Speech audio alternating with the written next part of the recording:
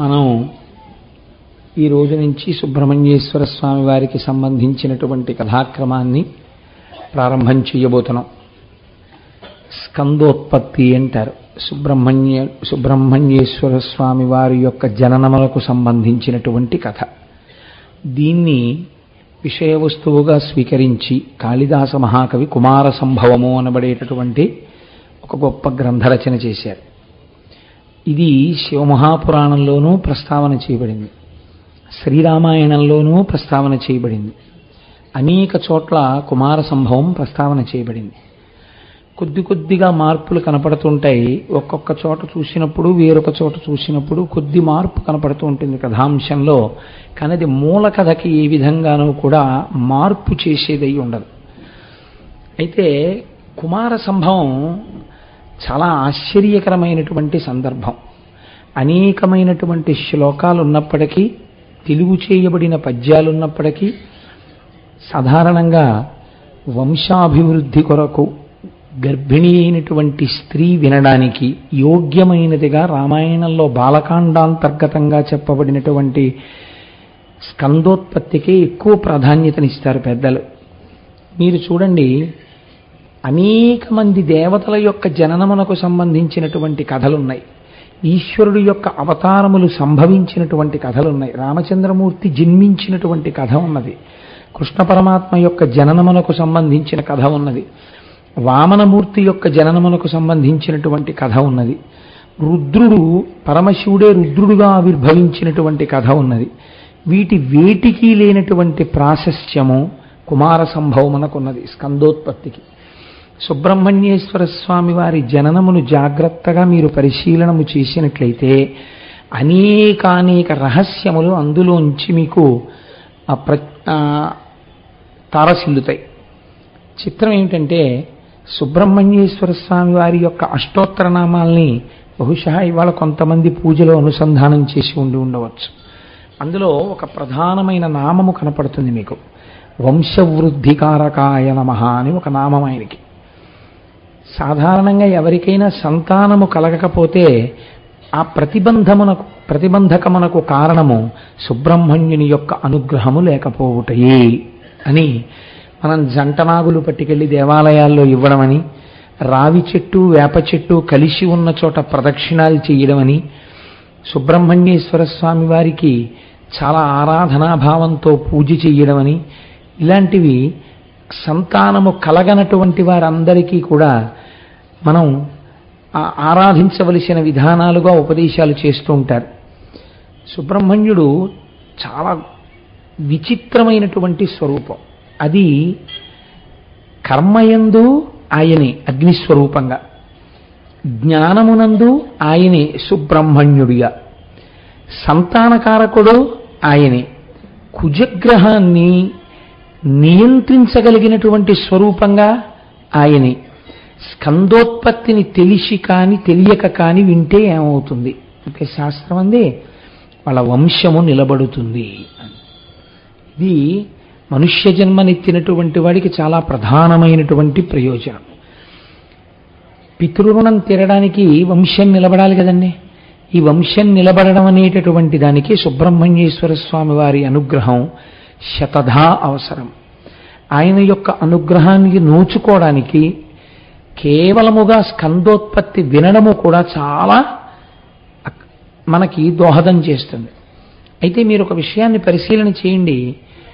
గణేశోత్పత్తిని గురించి నిన్న నేను ఒక మాట మాట్లాడుతూ, ఇది పైకి చూడ్డానికి కొద్దిగా కథ ఇదేమిటి ఇలా ఉంది అని అనిపించేటట్టుగా ఉంటుంది అంటూ అందులో ఆంతర్యమును మీకు విజ్ఞాపన చేశాను. అప్పుడు దాని యందు మీకు చాలా ధర్మనిరతి, మనకి ఒక కొత్త తత్వాన్ని బోధ చేసేటటువంటి విషయము అవగోచరమవుతాయి. కుమార సంభవం దాదాపుగా మీరు ఒక 2-3 తరాల ముందుకు వెళ్ళి వినడం ప్రారంభం చేస్తే తప్ప, 2-3 తరాల కంటే నా ఉద్దేశం మన తాతగారు ముత్తాతగారితో వినాలని కాదు, కుమార సంభవమునకు కారణమైన దాన్ని మీరు వెనక్కి వెళ్ళి ప్రారంభం చెయ్యాలి. అలా చేస్తే తప్ప కుమార సంభవం వెనకాతల ఉండేటటువంటి రహస్యము గోచరము కాదు. ఒకసారి కానీ అది మీకు అందిందనుకోండి, అది అమృత భాండమే. అంత అద్భుతమైనటువంటి ఆ కథా సంవిధానము. సాధారణంగా వాల్మీకి మహర్షి రామాయణంలో దేనికి కూడా ఫలశ్రుతి చెప్పరైన, చాలా తక్కువటికే ఫలశ్రుతి చెప్పారు. అందులో బాలకాండలో గంగావతరణమునకు స్కందోత్పత్తికి ఆయన ఫలశ్రుతి చెప్పారు. కాకతాళీయంగా మన ప్రమేయం లేకుండా ఇలా వస్తాయి కాబట్టి ఇలా ఏదో పురాణం చెప్దామని నేనేం ప్రణాళిక వేసుకోలేదు. ఉత్తరాయణ పుణ్యకాల ప్రవేశంలో వెంకటాచలం వెళ్ళి అరుణాచలం వెళ్ళి వచ్చిన తరువాత మనం శివమహాపురాణం మీద ప్రవచనం ప్రారంభం చేద్దామని కాకతాళీయంగా సంకల్పం చేసి ప్రవచనాన్ని ప్రారంభం చేస్తే చవితి నాడు విఘ్నేశ్వరోత్పత్తి వచ్చింది. రేపు షష్ఠి సుబ్రహ్మణ్యోత్పత్తి వస్తుంది. ఇది బహుశः ఈశ్వరానుగ్రహమే అయ్యుండి ఉండవచ్చు. మీరు చూడండి, ఈ సుబ్రహ్మణ్యోత్పత్తికి సంబంధించినటువంటి కథా సంవిధానము ఆశ్చర్యకరంగా ఉంటుంది. దీన్ని ప్రారంభం చేస్తూ అంటారు, సారసగర్భపౌత్రుడధిశక్తి మరీచి కుమారుడా స్వయంభూరుచి కశ్యపుండు పదమూగుర దక్షుని ఆత్మజాతలం పేరిమి పిండ్రియాడా అట పెద్దది అయిన దితి భయానకాభూరి బలుల్ హిరణ్య కశిపుండు హిరణ్య విలోచనుండును. మరీచి యొక్క కుమారుడు కశ్యప ప్రజాపతి. కశ్యప ప్రజాపతికి 13 మంది భార్యలు. ఈ 13 మంది భార్యలు కూడా దక్ష ప్రజాపతి యొక్క కుమార్తెలు. దక్ష ప్రజాపతి యొక్క కుమార్తెలైన 13 కశ్యపుడు వివాహం చేసుకున్నాడు. ఇక్కడ మీరు ఒక పెద్ద ధర్మ సూక్ష్మాన్ని పసిగట్టవలసి ఉంటుంది. ఎందుకంటే కుమార సంభవం అంతా ధర్మ సూక్ష్మములతో కూడుకున్నది. మనం తెలుసుకోవలసినటువంటి అనేకానేకమైన రహస్యములతో కూడుకున్నది అయి ఉంటుంది. ఇప్పుడు సాధారణంగా మిగిలిన భార్యల పేర్లు వినత, కదురువ మొదలైన వారు ఉన్నారనుకోండి. దితి, అదితి వీళ్ళిద్దరికీ ఉన్నంత ప్రాశస్త్యం పౌరాణిక వాంగ్మయంలో కశ్యప ప్రజాపతి భార్యలుగా మిగిలిన వారికి అంత ప్రాధాన్యత మనకి కనపడదు.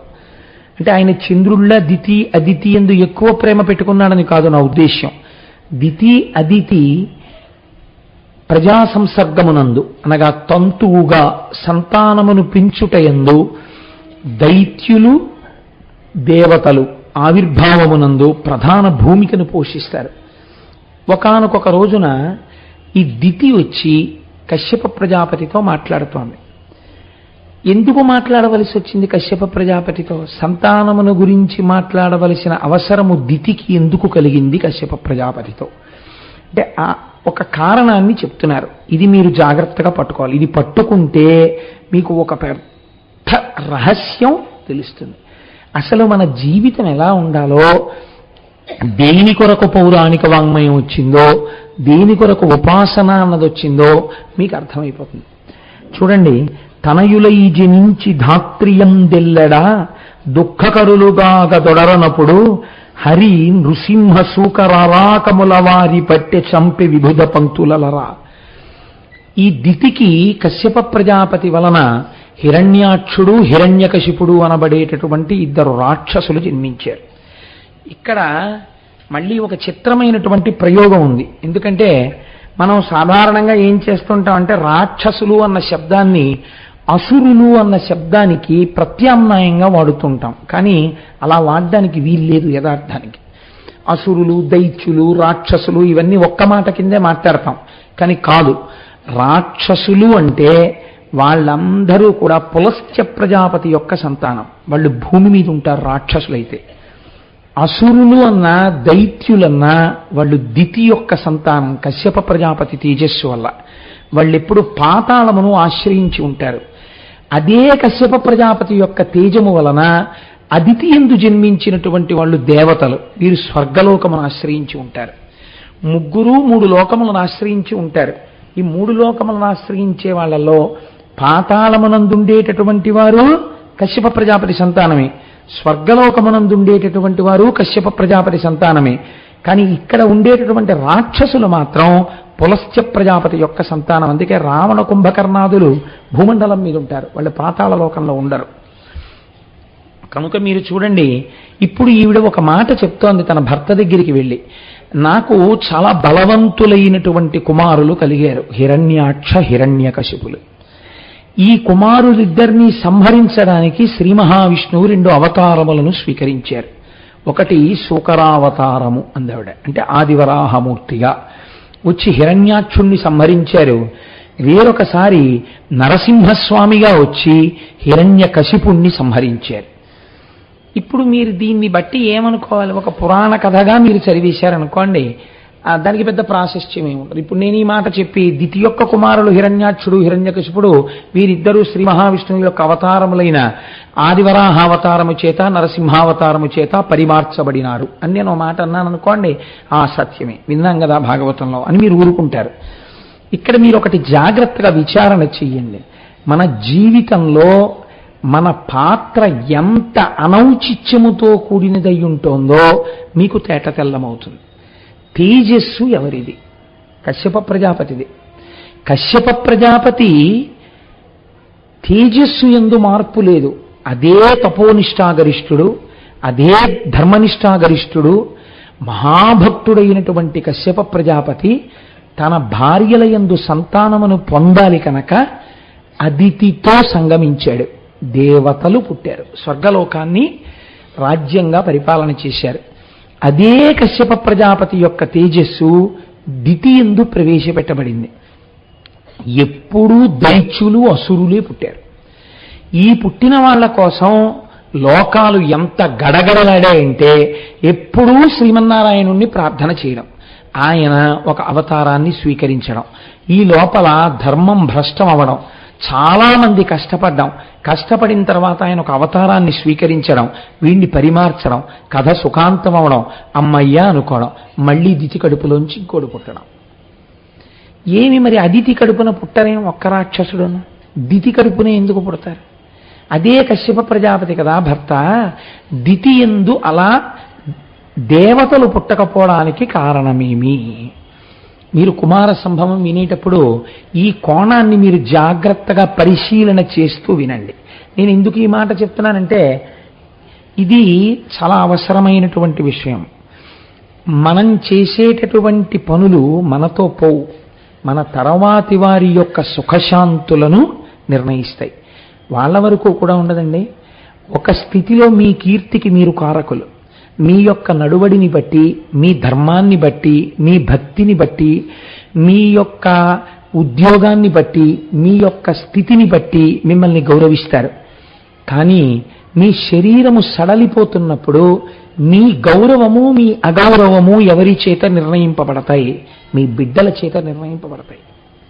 మీ బిడ్డలు ధర్మానువర్తనులై ధర్మమును పట్టుకుని ఉన్నవారు అనుకోండి, మీరు సంతోషంగా ఉంటారు, లోకము సంతోషంగా ఉంటుంది.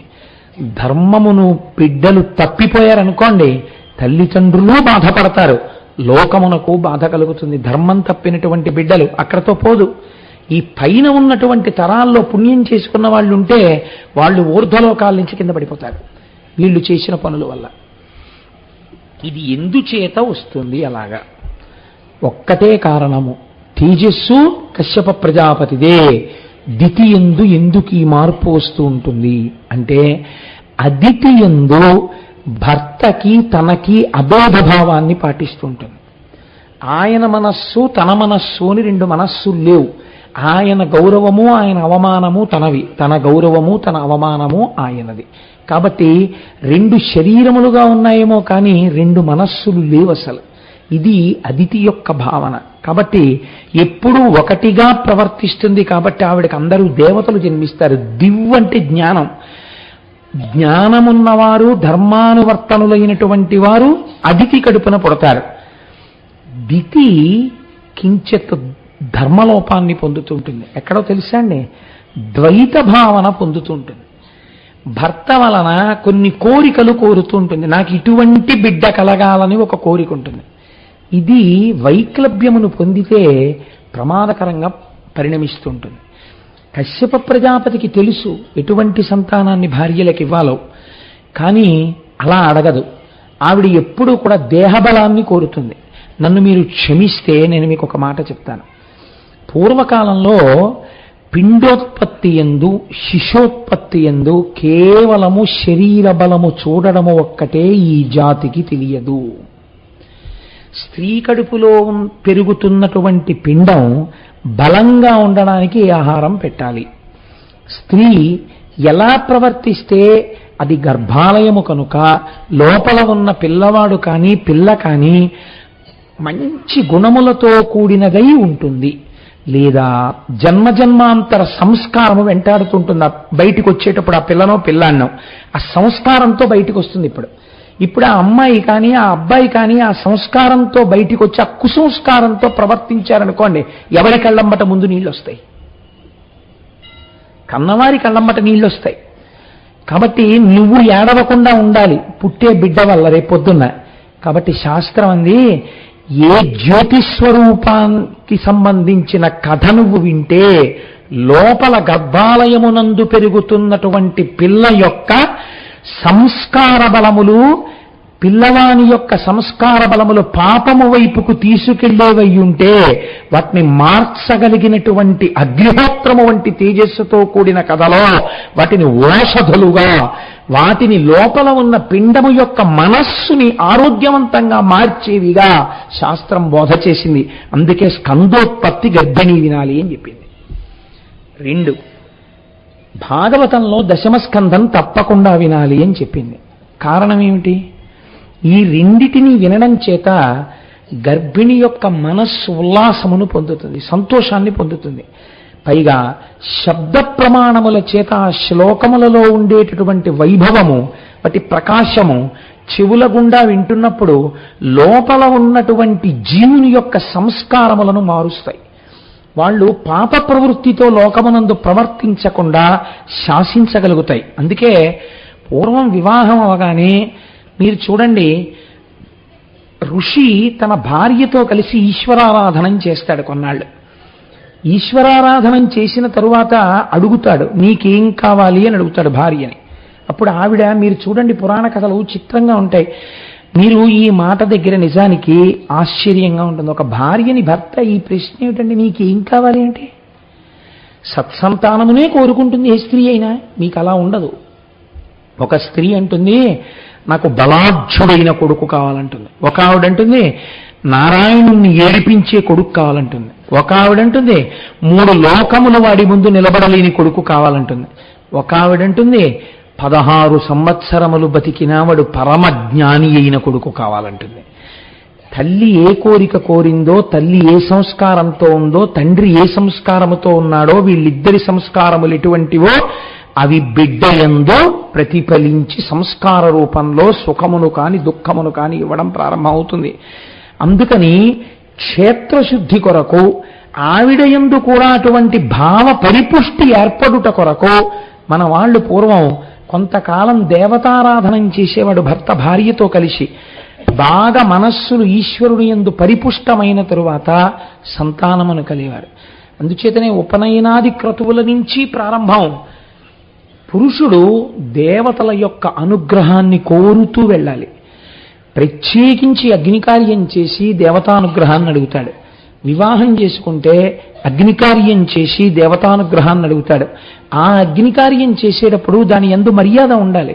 నేను ఇందుకు చేస్తున్నాను ఈ అగ్నికార్యం, నేను దేవతలకి నా జీవితంలో మొట్టమొదటిసారి హవిస్సులు ఇస్తున్నాను. ఒక ఉపనయనం చేసుకోగానే చేసేటటువంటి మొదటి అగ్నికార్యంలో తన జీవితంలోనే మొట్టమొదట హవిస్సు ఇస్తున్నాడు. తండ్రి గారు యజ్ఞోపవీతం వేసినటువంటి వాడు ఉపనయనం చెయ్యగానే మొదటి అగ్నికార్యంలో చొక్కా వేసుకుని లాల్చీ వేసుకుని అగ్నికార్యం చేస్తే, బనీ వేసుకునో అగ్నికార్యం చేస్తే మీరేమనుకోవాలి? ఎందుకు ఆ ఉపనయనం? దేనికది? బ్రాహ్మణుడు అన్నవాడు అగ్నికార్యం చేసేటప్పుడు పైన ఏ వస్త్రం లేకుండా ఉత్తరీయం వేసుకుని అగ్నికార్యం చెయ్యాలి. నువ్వు జీవితంలో మొదట చేస్తున్న అగ్నికార్యమా? ఆచార్యుడు తండ్రి పక్కన కూర్చొని నువ్వు చొక్కా బనీను వేసుకుని అగ్నికార్యం చేస్తావా? దీనికి అతిథుల్ని నువ్వు పిలిచి నీరు చూపించడానికే. ఈ సంస్కారం బయట పెట్టట్లేదు.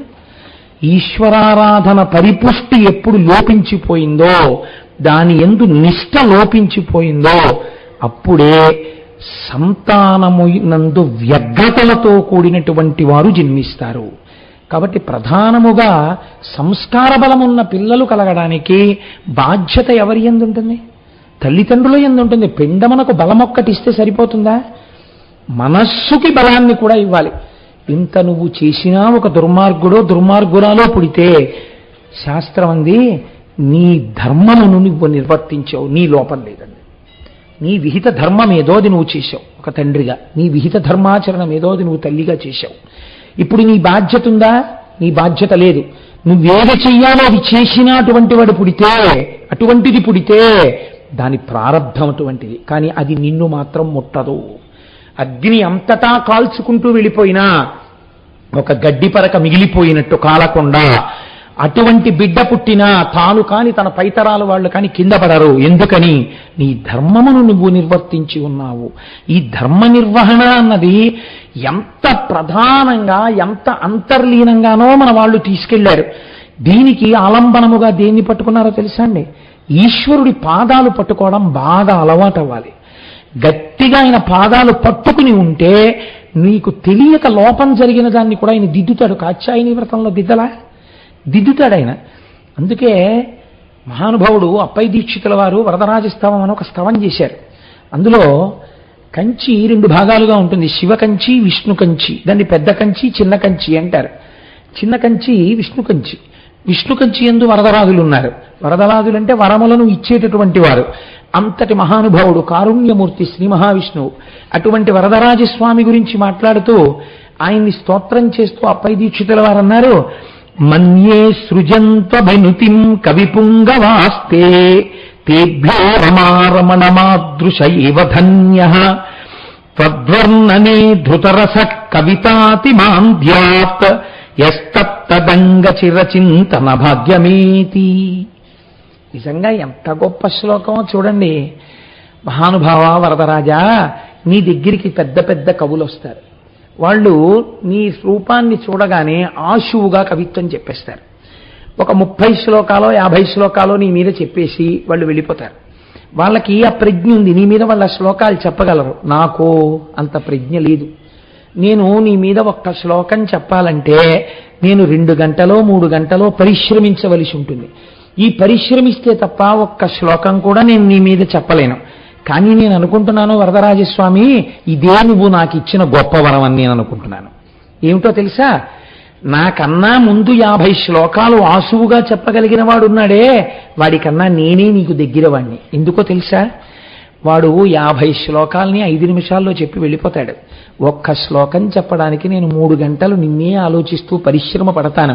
3 గంటలు ఒక్క శ్లోకం చెప్పడానికి నీ గురించి ఆలోచింపచేసి నన్ను ధన్యుణ్ణి చెయ్యడానికి నాకంత మేధాశక్తినిచ్చి ఉండి ఉండకపోవచ్చు. కాబట్టి వరదరాజస్వామి నాకెంత వరం ఇచ్చావయ్యా అని స్తవం చేశారు. స్వామి పాదములు పట్టుకోవడంలో అశక్తతని కూడా వరంగా మార్చుకుని పొంగిపోయారు.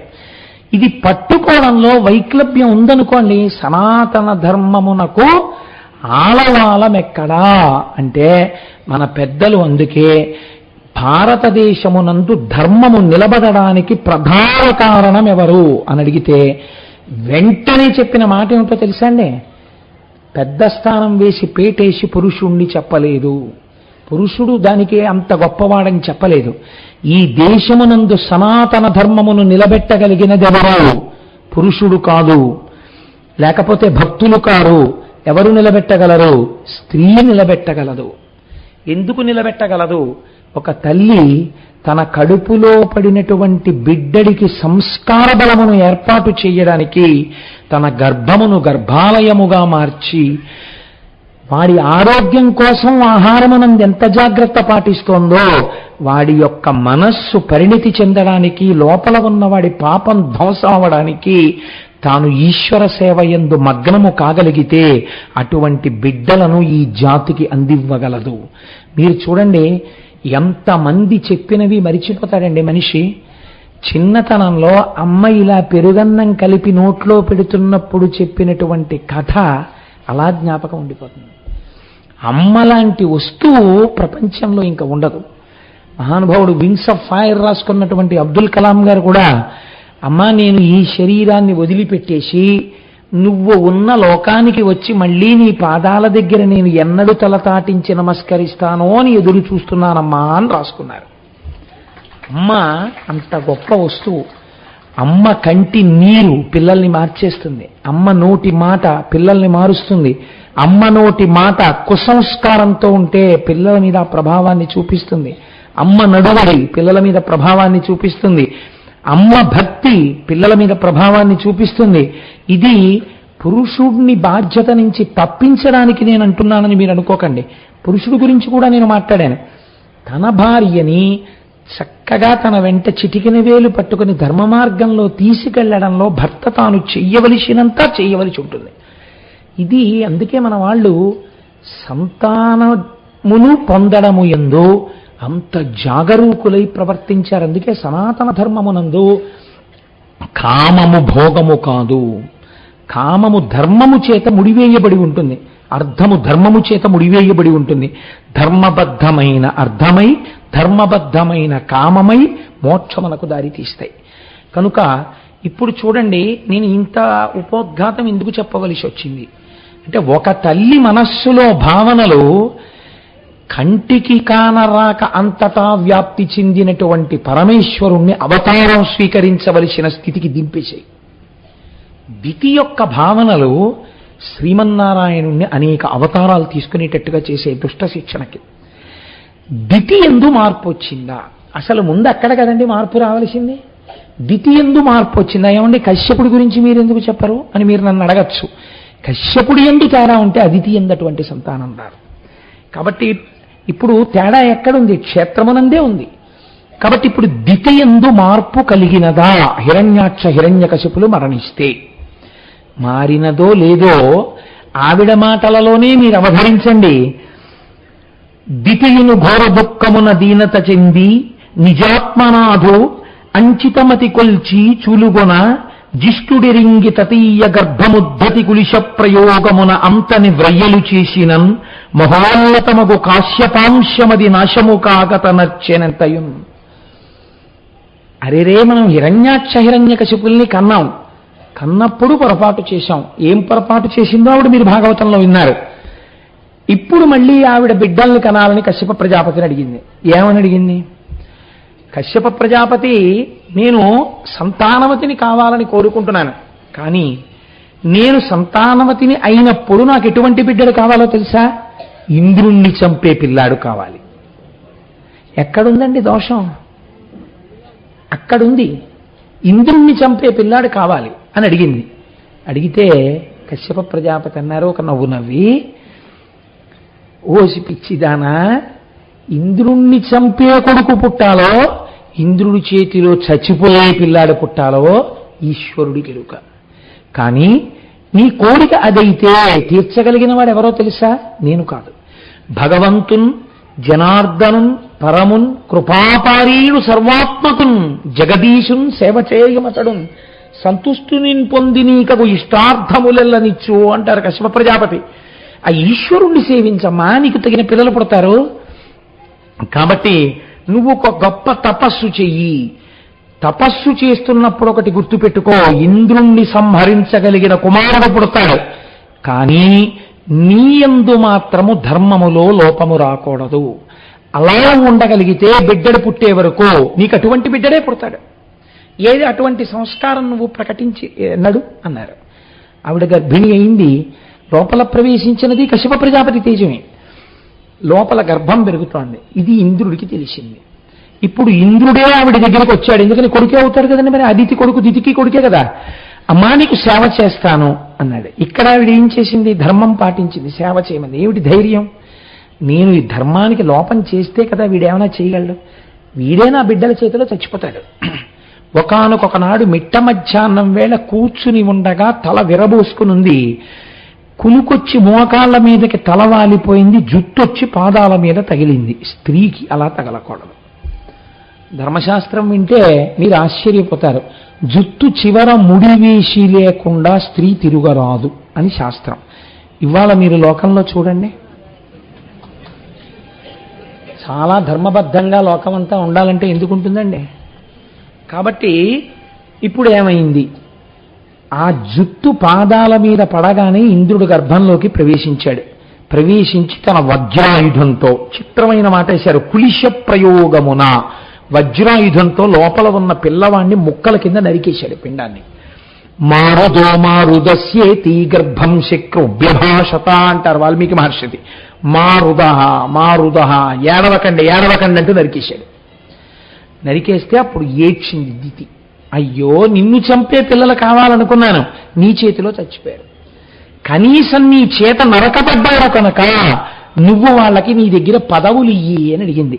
అప్పుడు మారుదహ మారుదహ, ఏడవకండి ఏడవకండి అని కడుపులో ఇంద్రుడి చేత చెప్పబడ్డారు కనుక వాళ్ళని మరుత్తులు అన్న పదవులు పొందారు. వాళ్ళు మరుత్తులన్న పదవులతో స్వర్గలోకంలో వాళ్ళ పదవులను అధిష్ఠించారు.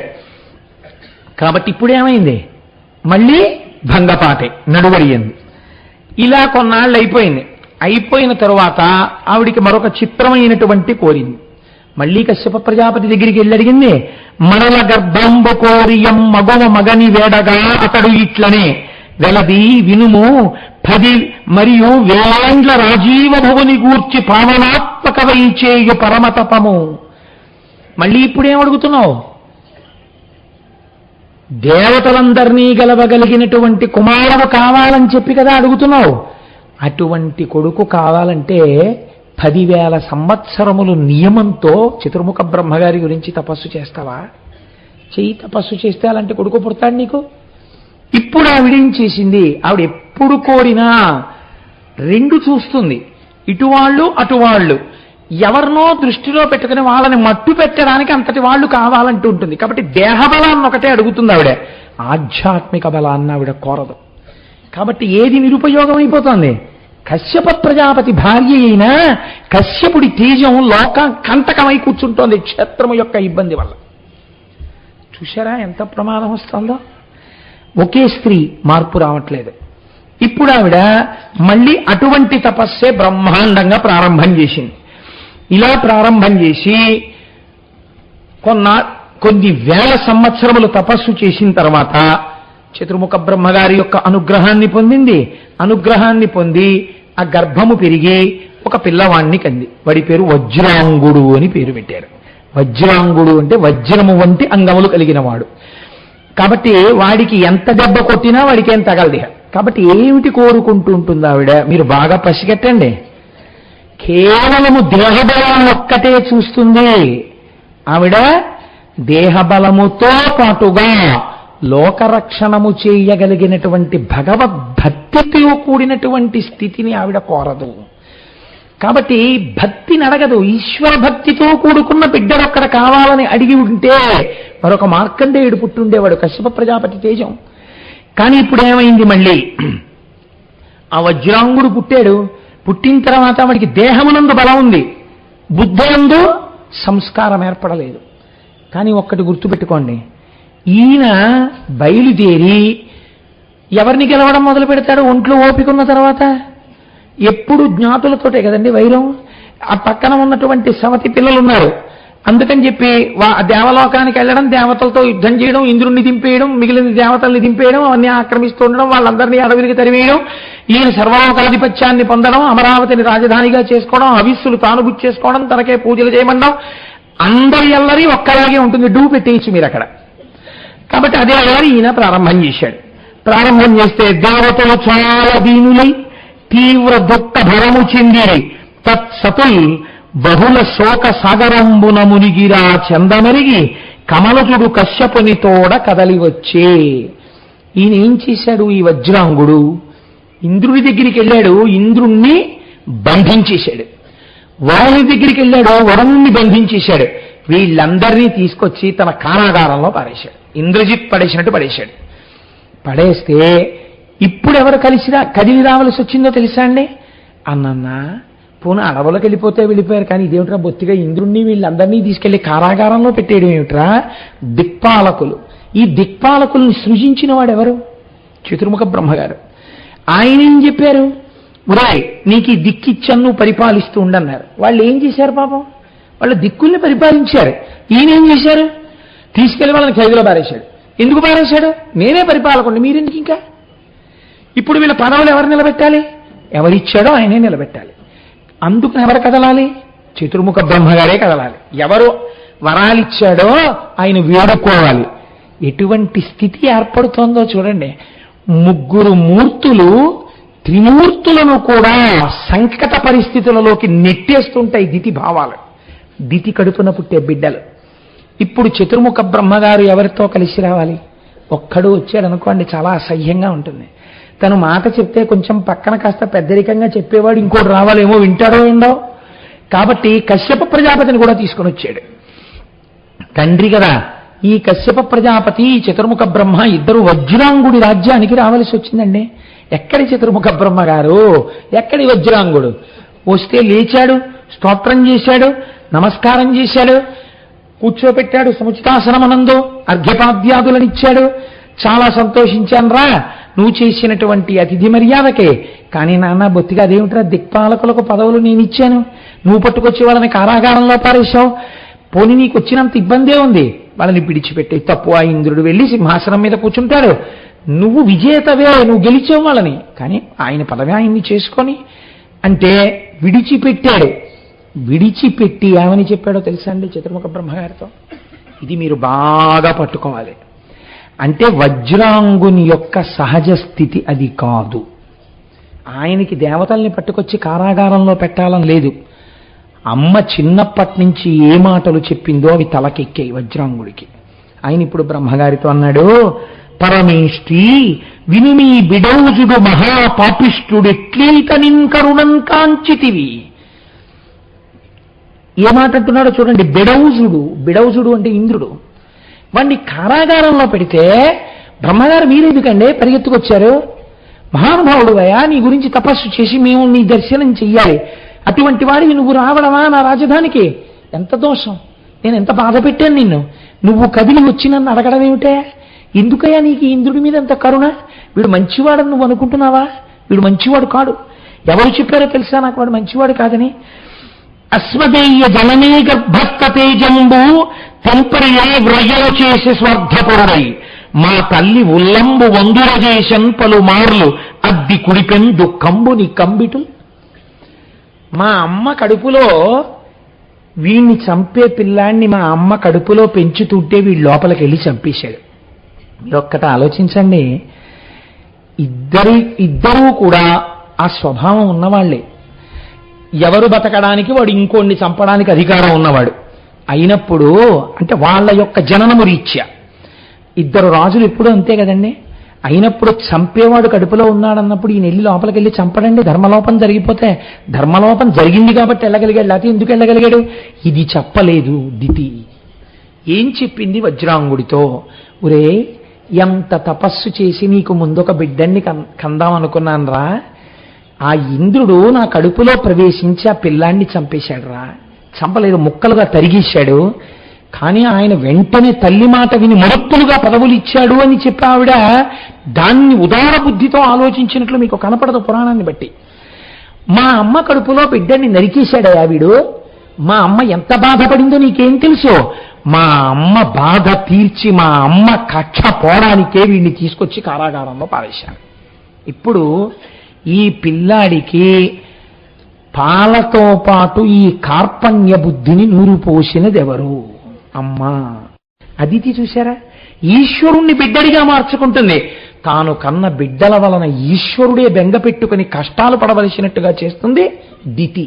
మీరు ఈ కోణాన్ని పరిశీలన చేయకుండా పురాణాన్ని విన్నారనుకోండి, అది ఎవరికి బాధ్యతను నిర్ణయించదు. అది మనం ఏ ప్రవర్తన నేర్చుకోవాలో, ఏ కర్తవ్యనిష్ట మనకి కావాలో మనకి నేర్పదు. నేనంటాను, ఇవాళ మనం గ్రూప్ సబ్జెక్టులు నేర్పేస్తున్నాం, ఎంసెట్లు నేర్పేస్తున్నాం, డిగ్రీలు ఇచ్చేస్తున్నాం. పిల్లల్ని తీసుకెళ్లి పాపభూయిష్టమైనటువంటి ప్రవర్తనతో వాళ్ళని పెంచి పెద్ద చేస్తున్నాం. వాడు రోడ్డు మీదకెడితే వాడి కన్నుని చెదరగొట్టి పాపభూయిష్టమైన నడువడి వైపు తీసుకెళ్లే వాల్ పోస్టర్లు, ఏ షాపుకి వెళ్ళినా వాడి మనస్సుని పాడు చెయ్యగలిగినటువంటి పుస్తకాలు, టీవీ ఇలా విప్పి ఎన్ని ఛానల్స్ నొక్కినా అన్ని ఛానల్స్లోనూ వ్యగ్రతతో కూడినటువంటి విశేషాలు. నీవు నీ పిల్లవాణ్ణి రక్షించడానికి కనీసం మర్యాదతో కూడినటువంటి నడువడి తల్లిదండ్రులకే లేకపోతే నిన్ను ఉద్ధరించే కొడుకుగా వాడు తయారు కావాలని నువ్వు ఎంత పేరాశతో ఉన్నావు. నువ్వు వారికి మురికి నీరు పట్టించి వాడు ఆరోగ్యంగా బతకాలంటే ఎలా బతుకుతాడు వాడు? వాడికి నువ్వు పౌష్టికాహారం ఇచ్చి ఆరోగ్యంగా ఉండాలని కోరు. సమాజమునకు ఇవాళ బాధ్యత లేదు, ప్రభుత్వమునకు బాధ్యత లేదు, సమాజమునందు పెద్దలకి బాధ్యత లేదు. నేను ఒకసారి సూర్యకళా మందిరంలో పక్కన వెంకటేశ్వర ఫంక్షన్ హాల్లో ఉపన్యాసం చెప్తున్నాను. ఉపన్యాసం అయిపోయిన తర్వాత పక్కన శివానందమూర్తి గారు ఉపన్యాసం చేస్తున్నారు సూర్యకళా మందిరంలో. మహాప్రాజ్ఞుడు, మహానుభావుడు, ఒక్కసారి వారి దర్శనం చేసుకుని వెళ్ళిపోదాం, ఒక్కసారి వెళ్ళి అక్కడ కుర్చీలో కూర్చుందామని ఆ రోజు నాకు జ్ఞాపకం సరిగ్గా ఉంటే బాదం మాధవరావు గారు వారిని ఆహ్వానించినట్టు నాకు జ్ఞాపకం. నేను ఆ సభలోకి వెళ్ళాను. 5 నిమిషాలే విన్నాను నేను ఆ ప్రసంగం. ఆయన ఇంకా ఉపన్యాసం పూర్తి చేస్తున్నారు. ఆయన అన్నారు, there are so many good people in the country, there are so many good people to occupy the chairs in the country, but still there is bad governance in the country. Why there is bad governance? The need of good governance is to be taught by voluntary organizations like Rotary and Lions. They should go into the deep roots of the public. They should enlighten them as to how pious their right to franchise is. నేను నిజంగా మహానుభావ నీ పాదముల మీద నా శిరస్సు పెట్టి నమస్కరిస్తున్నానన్నాను. దేశమునందు ఎందరో విద్యావంతులున్నారు, ఎందరో మేధావులున్నారు. కూర్చోపెడితే అద్భుతమైన పరిపాలన చెయ్యగలిగినటువంటి నైపుణ్యం ఉన్నవారు ఉన్నారు. అయినా ఇవాళ దేశంలో ప్రభుత్వాలు సరిగ్గా పని చెయ్యట్లేదన్న మాట ఎందుకు వినపడుతోంది? ఎన్నుకునేటప్పుడు సరైన వాడిని ఎన్నుకోకుండా కించిత్ ప్రలోభానికి లోటు వేసేటటువంటి నీ బలహీనతని చక్కదిద్దడానికి స్వచ్ఛంద సేవా సంస్థలు పల్లెటూళ్ళ నుంచి పబ్లిక్లోకి అందరిలోకి వెళ్ళి వాళ్ళ ఓటు హక్కు యొక్క గొప్పతనాన్ని చాటి చెప్పండి. మంచి ప్రభుత్వాలు వస్తే ఇలాంటి సేవా సంస్థల బాధ్యతలు చాలా తగ్గిపోతాయన్నారు శివానందమూర్తి గారు. నిజంగా ఎంత అణిముత్యాల్లాంటి మాటలండి. వేసుకున్న బట్టలు ఎటువంటివో, నోటి నుంచి వచ్చిన మాటలు అటువంటివి. సమాజమునందు పెద్దలకు ఆ బాధ్యత ఉంది, అలా మాట్లాడవలసిన బాధ్యత, అంత ధైర్యంగా మాట్లాడవలసిన బాధ్యత ఉంది. కాబట్టి చూడండి, ఆయన శివానందమూర్తి గారు చేసినటువంటి ప్రసంగాన్ని పనికిరానివి వాడెవడిదో గేగిపోతే ఇంత పేపర్లో రాస్తారు. శివానందమూర్తి గారు చేసినటువంటి ప్రసంగాన్ని యథాతథంగా తెలుగులోకి అనువదించి ప్రచురించిన పత్రికలు ఎన్నున్నాయి కాకినాడలో మర్నాడు. ఎందుకు, ఎక్కడుంది సాంఘిక బాధ్యత అని అడుగుతున్నాను నేను. మీ బాధ్యతని గుర్తు చేయడం పురాణ ప్రయోజనం. పురాణం is not an outdated science. అది పనికి మాలినది, ఎప్పటిదో అని మీరు అనకండి. పురాణము ఎప్పటికీ నవీనమే. మీ బాధ్యతని మీకు గుర్తు చేస్తుంది. లోక సంక్షేమం ఎక్కడుందో మీకు జ్ఞాపకాన్ని చేస్తుంది. కాబట్టి ఇప్పుడు వజ్రాంగుడు ఈ మాటలు చిత్రముఖ బ్రహ్మగారితో చెప్పాడు. చెప్పి ఆయన అన్నాడు, ఆయనకి రాజ్యం ఇమ్మని కదా మహానుభావ మీరు వచ్చారు. మీ అంతటి వారిని నేను చిన్నబుచ్చడం నాకు ఇష్టం లేదు, తప్పకుండా ఇచ్చేస్తాను. రాజ్యం ఏమిటి? తన రాజ్యంబును నేలుగాక ఇప్పుడీ తండింక లోకేశ మజ్జననీ శసనముంది ఇవ్విధమున శిక్షంచేసి తిన్. బాగా అండర్లైన్ చేసుకుని వినండి పద్యాల్ని. నేను జనకుండను చనుదించి ఇవ్విధము యాచ్చం స్వల్ప కాదందునే ధనలోబంబున చేయలేగిటుల దభ్యం విభవింపుమా. మా అమ్మ నాకు నా చిత్తశాంతికి ఇంధల్ని తెచ్చి కారాగారంలో పెడితే నా మనశ్శాంతిని చెప్పడం వల్ల తెచ్చిపెట్టాను తప్ప నాకు ఆ రాజ్యం మీద కోరిక లేదు, నాకు ఆ ధనాలు పొందాలన్న కోరిక లేదు. మహానుభావ, ఇది అడగడానికి సిగ్గైన విషయం ఏమిటో తెలుసా? నువ్వు మా తండ్రి గారితో కలిసి ఒక కొడుకు దగ్గరికి వచ్చి ఒక తండ్రి యాచించడమా? ఎంత సిగ్గైన విషయం నాకు. నేను తప్పు చేస్తే దిద్దవలసిన వాళ్ళు మీరు దిద్దడం కాకుండా శాసించకుండా యాచించారా నన్ను? అంటే మీరు ఒక్కటి ఆలోచించండి. వజ్రాంగుని యందు ఉన్నటువంటి నడువడి కశ్యప ప్రజాపతి యొక్క తేజస్సు చేత ఇక్కడ కొంతవరకు ప్రకాశిస్తోంది. కానీ దాన్ని అనుకోకుండా మీ ఇంట్లో బిల్వవృక్షం పుట్టింది, కాస్త తీసుకొచ్చి దాంట్లో ఆవు పేడో ఏదో వేసి కలుపు మొక్కల్ని తీసేసి చుట్టూ కాస్త కంచె కట్టి పెంచేటటువంటి ఉద్దేశం మీకు లేదు. ఆ బిల్వవృక్షం పాడైంది, ఎదగట్లేదు. ఒక్క బిల్వం 3 ఆకులతో ఉండదు, చీడ పట్టింది. ఇక్కడ అదే పరిస్థితి. ఆ ఉపాధి యందు కశ్యప ప్రజాపతి యొక్క లక్షణములు కొన్ని ప్రకాశించాయి, కానీ దితి వాటిని నొక్కేసింది. నొక్కేసి రాక్షస భావాలనే ప్రోదిగొలిపింది. ఎంత గొప్పగా మాట్లాడుతున్నారో చూడండి. కాబట్టి ఒక తండ్రి, ఒక చతుర్ముఖ బ్రహ్మ ఇద్దరొచ్చి ఒక కొడుకుని యాచిస్తున్నారు. ఏమని? వాడిని విడిచిపెట్టేయమని. ఇలా మీరు యాచించడమా? మీరు యాచిస్తే మీ కోరిక తీర్చడమా? ఎంత తప్పు. ఒక్కటి నమ్మండి చాలు. నీ చేత యాచింపబడానన్న కీర్తి నాకొద్దు, అది అపకీర్తి. అలా నేను ఎప్పుడూ పొందకూడదు, మీ శాసనం నేను వినాలి. కాబట్టి నాకు ఈ రాజ్యం మీద కానీ, నాకు ఈ ధనం మీద కానీ, నాకు అలా చేస్తే కీర్తి వస్తుందని కానీ నాకు లేవు. మీరు చతుర్ముఖ బ్రహ్మ, మీకు నా మనస్సు తెలుసు, నిక్కంబివి, నా మనస్సు నమ్మండి, నన్ను నమ్మండి, ఇప్పుడే విడిచిపెట్టేస్తున్నాను అంటూ ఆయన అన్నాడు. వల్లను దయహారముల వల్లను రత్న విభూషణంబులే నొల్లను వాహన ప్రకరమొల్లను రాజ్యము భౌరవైభవం వల్లను దేవా తత్వమది ఒక్కటి కోరదు చెప్పుమయ్య తాళ్ళ సమస్త దుఃఖముల ఏపున బాపి సుఖంబు సంగునో. ఆయన అన్నాడు, మహానుభావ, అనుకోకుండా నా కోసం వచ్చావయ్యా ఇవాళ. నేను నిన్ను ఒక్కటి ప్రార్థన చేస్తున్నాను. నేను నిన్నేమిటి ప్రార్థన చేస్తున్నానో తెలుసా? నాకు భార్య కావాలని నేను కోరుకోవట్లేదు, నాకు హారములు కావాలని నేను కోరుకోవట్లేదు, నాకు రత్న విభూషణాలు కావాలని నేను నిన్ను అడగను, నాకు వాహనాలు కావాలని నేను అడగను, నాకు రాజ్యం కావాలని కూడా నేను అడగను. నా రాజ్యం కూడా విడిచిపెట్టేస్తాను నువ్వు ఇచ్చేయమంటే ఎవరికైనా. నాకు ఈ భోగాలు అక్కర్లేదు, నాకు ఈ వైభవాలు అక్కర్లేదు. నాకు ఒక్కసారి నువ్వు చతుర్ముఖ బ్రహ్మవి, 4 ముఖాలతో 4 వేదాలు చెప్తావు కనుక అసలు మనశ్శాంతికి ఏది కారణమో, ఏది నిజమైన తత్వమో, ఏది తెలుసుకోవాలో అది నాకొక్కసారి బోధ చెయ్యరా, ఉపదేశం చెయ్యరా అని అడిగాడు. అసలు ఇలా అడిగేవాడు ఉంటాడక్కడని చతుర్ముఖ బ్రహ్మగారు పొంగిపోయి ఉంటారండి. కశ్యప ప్రజాపతి పొంగిపోయి ఉండుంటాడు ఆ రోజున. దితి కడుపున ఇన్నాళ్ళకి ఇలా అడిగేవాడు పుట్టాడురా అని పొంగిపోయి, మీరు జాగ్రత్తగా గమనించండి, ఈయన ఇది అడిగితే బ్రహ్మగారు అన్నారు, ఏముంది నాన్న, సత్వగుణాన్ని పట్టుకుని ఉండు, ఎప్పుడు ఈశ్వరుణ్ణి నమ్మి ఉండు, నీకే ఇబ్బంది ఉండదు. ఇంకా నీకు సంసారంలో ఉంటే మాత్రం కష్టమేటియా? నీవు భగవంతుడి మీద మనస్సు పెట్టేసుకున్నాక నీకు భార్య ఉన్నా పిల్లలున్నా నీకేం బాధ ఉండదు, ఇంకా నువ్వు ఎప్పుడూ చిత్తశాంతితో ఉంటావు.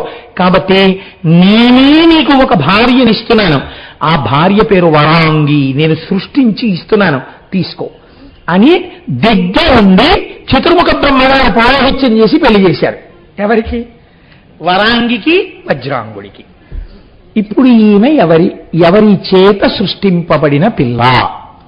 సాక్షాత్ చతుర్ముఖ బ్రహ్మగారి చేత సృష్టింపబడిన పిల్ల. ఇప్పుడు మీరు నేను ఏమని ఆలోచిస్తామండి? వజ్రాంగుడు ఇంత మంచి స్థితిలో ఉన్నాడు, చతుర్ముఖ బ్రహ్మగారు సృష్టించిన పిల్ల పక్కన చేరింది, కాబట్టి వీళ్ళ కడుపున ఎవరు పుట్టాలి? ఇంకో మార్కండేయుడు పుట్టాలి కదా, ఇంకొక నారదుడు పుట్టాలి, ఇంకా సనక సనందనాథులు పుట్టాలి కదా, మీరు అనుకునేది, నేను అనుకునేది. కాబట్టి ఇప్పుడు ఆయన పరమభక్తితో ఉన్నాడు కనుక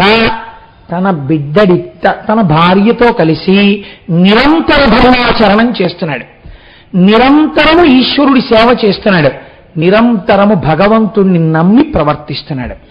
చిత్రం ఎక్కడుందంటే, ఈ దేహము చేస్తున్నటువంటి పూజలకు, ఈ దేహము ప్రవర్తిస్తున్న ప్రవర్తనకు పక్కన వరాంగి తన దేహముతో సహకరిస్తోంది, కానీ మనస్సులో కోరిక ఏమి పెంచుకుందంటే, ఏమీ వద్దంటాడు, ఏమీ వద్దంటాడు, ఏమీ వద్దంటాడు.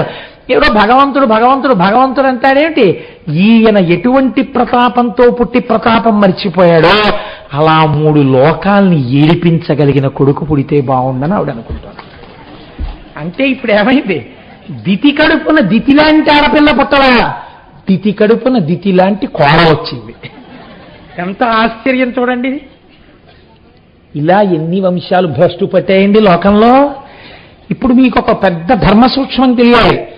ఒక భర్త మహాభక్తుడు, ఒక భార్య ఆయనతోనే కలిసి ఉన్నట్టుంటుంది. అంత మాత్రం చేత ఆయన తేజస్సు ఆమె ఎందున్నా అటువంటి పుత్రులు పుట్టాలని నమ్మకం లేదు. లేదా ఆవిడ మహాభక్తురాలు, ఆయన భక్తుడిలా ఆవిడ మాట కాదనలేని వాడిలా ప్రవర్తిస్తుంటాడు, కానీ ఆయన లోపల కోరికలు వేరే ఉంటాయి. పుట్టిన బిడ్డడు అలాంటి వాడు పుడతాడని మీకు నమ్మకం ఉండదు కదండి. కాబట్టి ఇప్పుడు ఏమైంది అంటే, పాపం చాలా కాలం కలిసి పూజలు చేస్తోంది, కలిసి ధర్మానువర్తి అయింది, కలిసి ధర్మంలో నడుస్తోంది. వజ్రాంగుడు పొంగిపోయి నేనివ్వడం కాదు బిడ్డని, ఎంత గొప్ప బిడ్డను అడుగుతుందో ఒక్కసారి కోరిక ఏమిటని అడుగుతాను, అటువంటి బిడ్డడు కలగాలని నాకున్న తపశ్శక్తితో ఆశీర్వచనం చేస్తాను.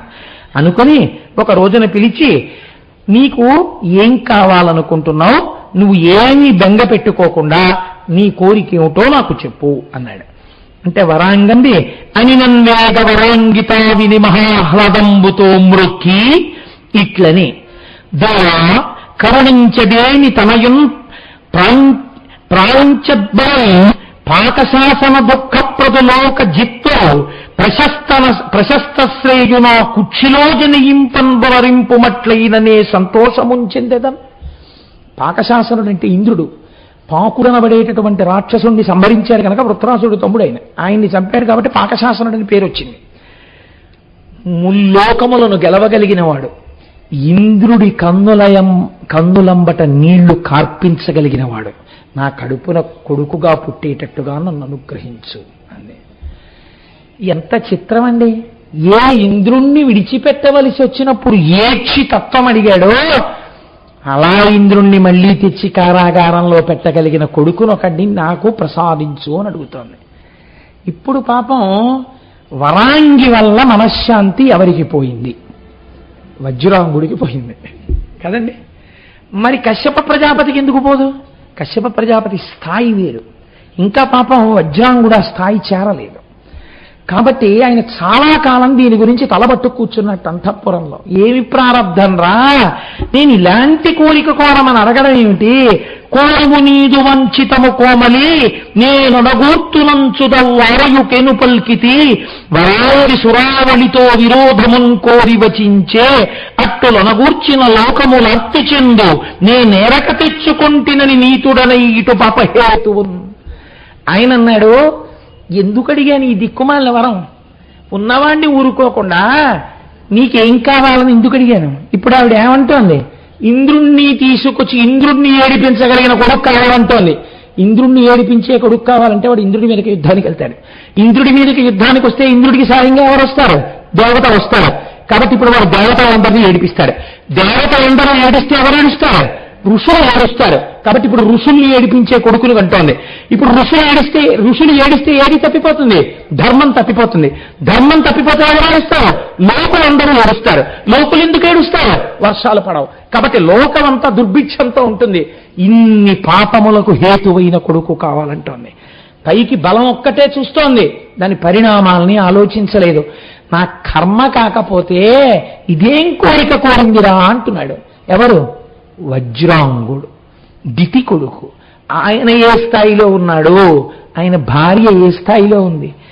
ఇప్పుడు సిగ్గుపడుతూ రేపొద్దున్న మళ్ళీ నేను ఇలా చేతులొగ్గి నమస్కరించి మళ్ళీ పుట్టినవాడు ఇంద్రుణ్ణి తీసుకొచ్చి కారాగారంలో పెడితే మళ్ళీ చతుర్ముఖ బ్రహ్మగారు వస్తే నేను ఏ ముఖం పెట్టుకుని ఆయనకి ఎదురు వెళ్ళను? ఒక తాతగా పిల్లవాడికి అలా నేను ఆ పిల్లవాడికి తండ్రిగా నేనేమని ఎదురెళ్ళను? ఎదురు వెళ్ళి ఒరే మళ్ళీ నువ్వు చేసిందే వాడు చేశాడరా, విడిపించరా అంటే ఇలా మిమ్మల్ని అస్తమానం పిలిపిస్తూ ఉండడమే మా వంశాచారం అని సిగ్గుతో తలంచుకోవద్దా? మళ్ళీ పిల్లాడి తాతగారు వచ్చి నిలబడితే ఈ మాట నేను కూడా వాళ్లతో కలిసి వెళ్ళవలసి ఉంటుంది. అంత ఖేదం అనుభవించే కన్నా ముందే నా స్థితి చతుర్ముఖ బ్రహ్మగారికి చెప్పేయడానికి ఆయన గురించి తపస్సు చేసి ఆయన్ని ప్రత్యక్షం చేసుకుని ఆయన మన ఇంటికి రావడం కాదు, నేనే తపస్సు చేసి ఈ దిక్కుమాలింది ఇలాంటి కోరింది ఈశ్వరా మీరు తీరిస్తే తీర్చండా ఆయన మీదే పెట్టేస్తే రేపు నన్ను అడగరు. ఆయన ఎంత బాధపడితే ఆ నిర్ణయానికి వచ్చాడో చూడండి.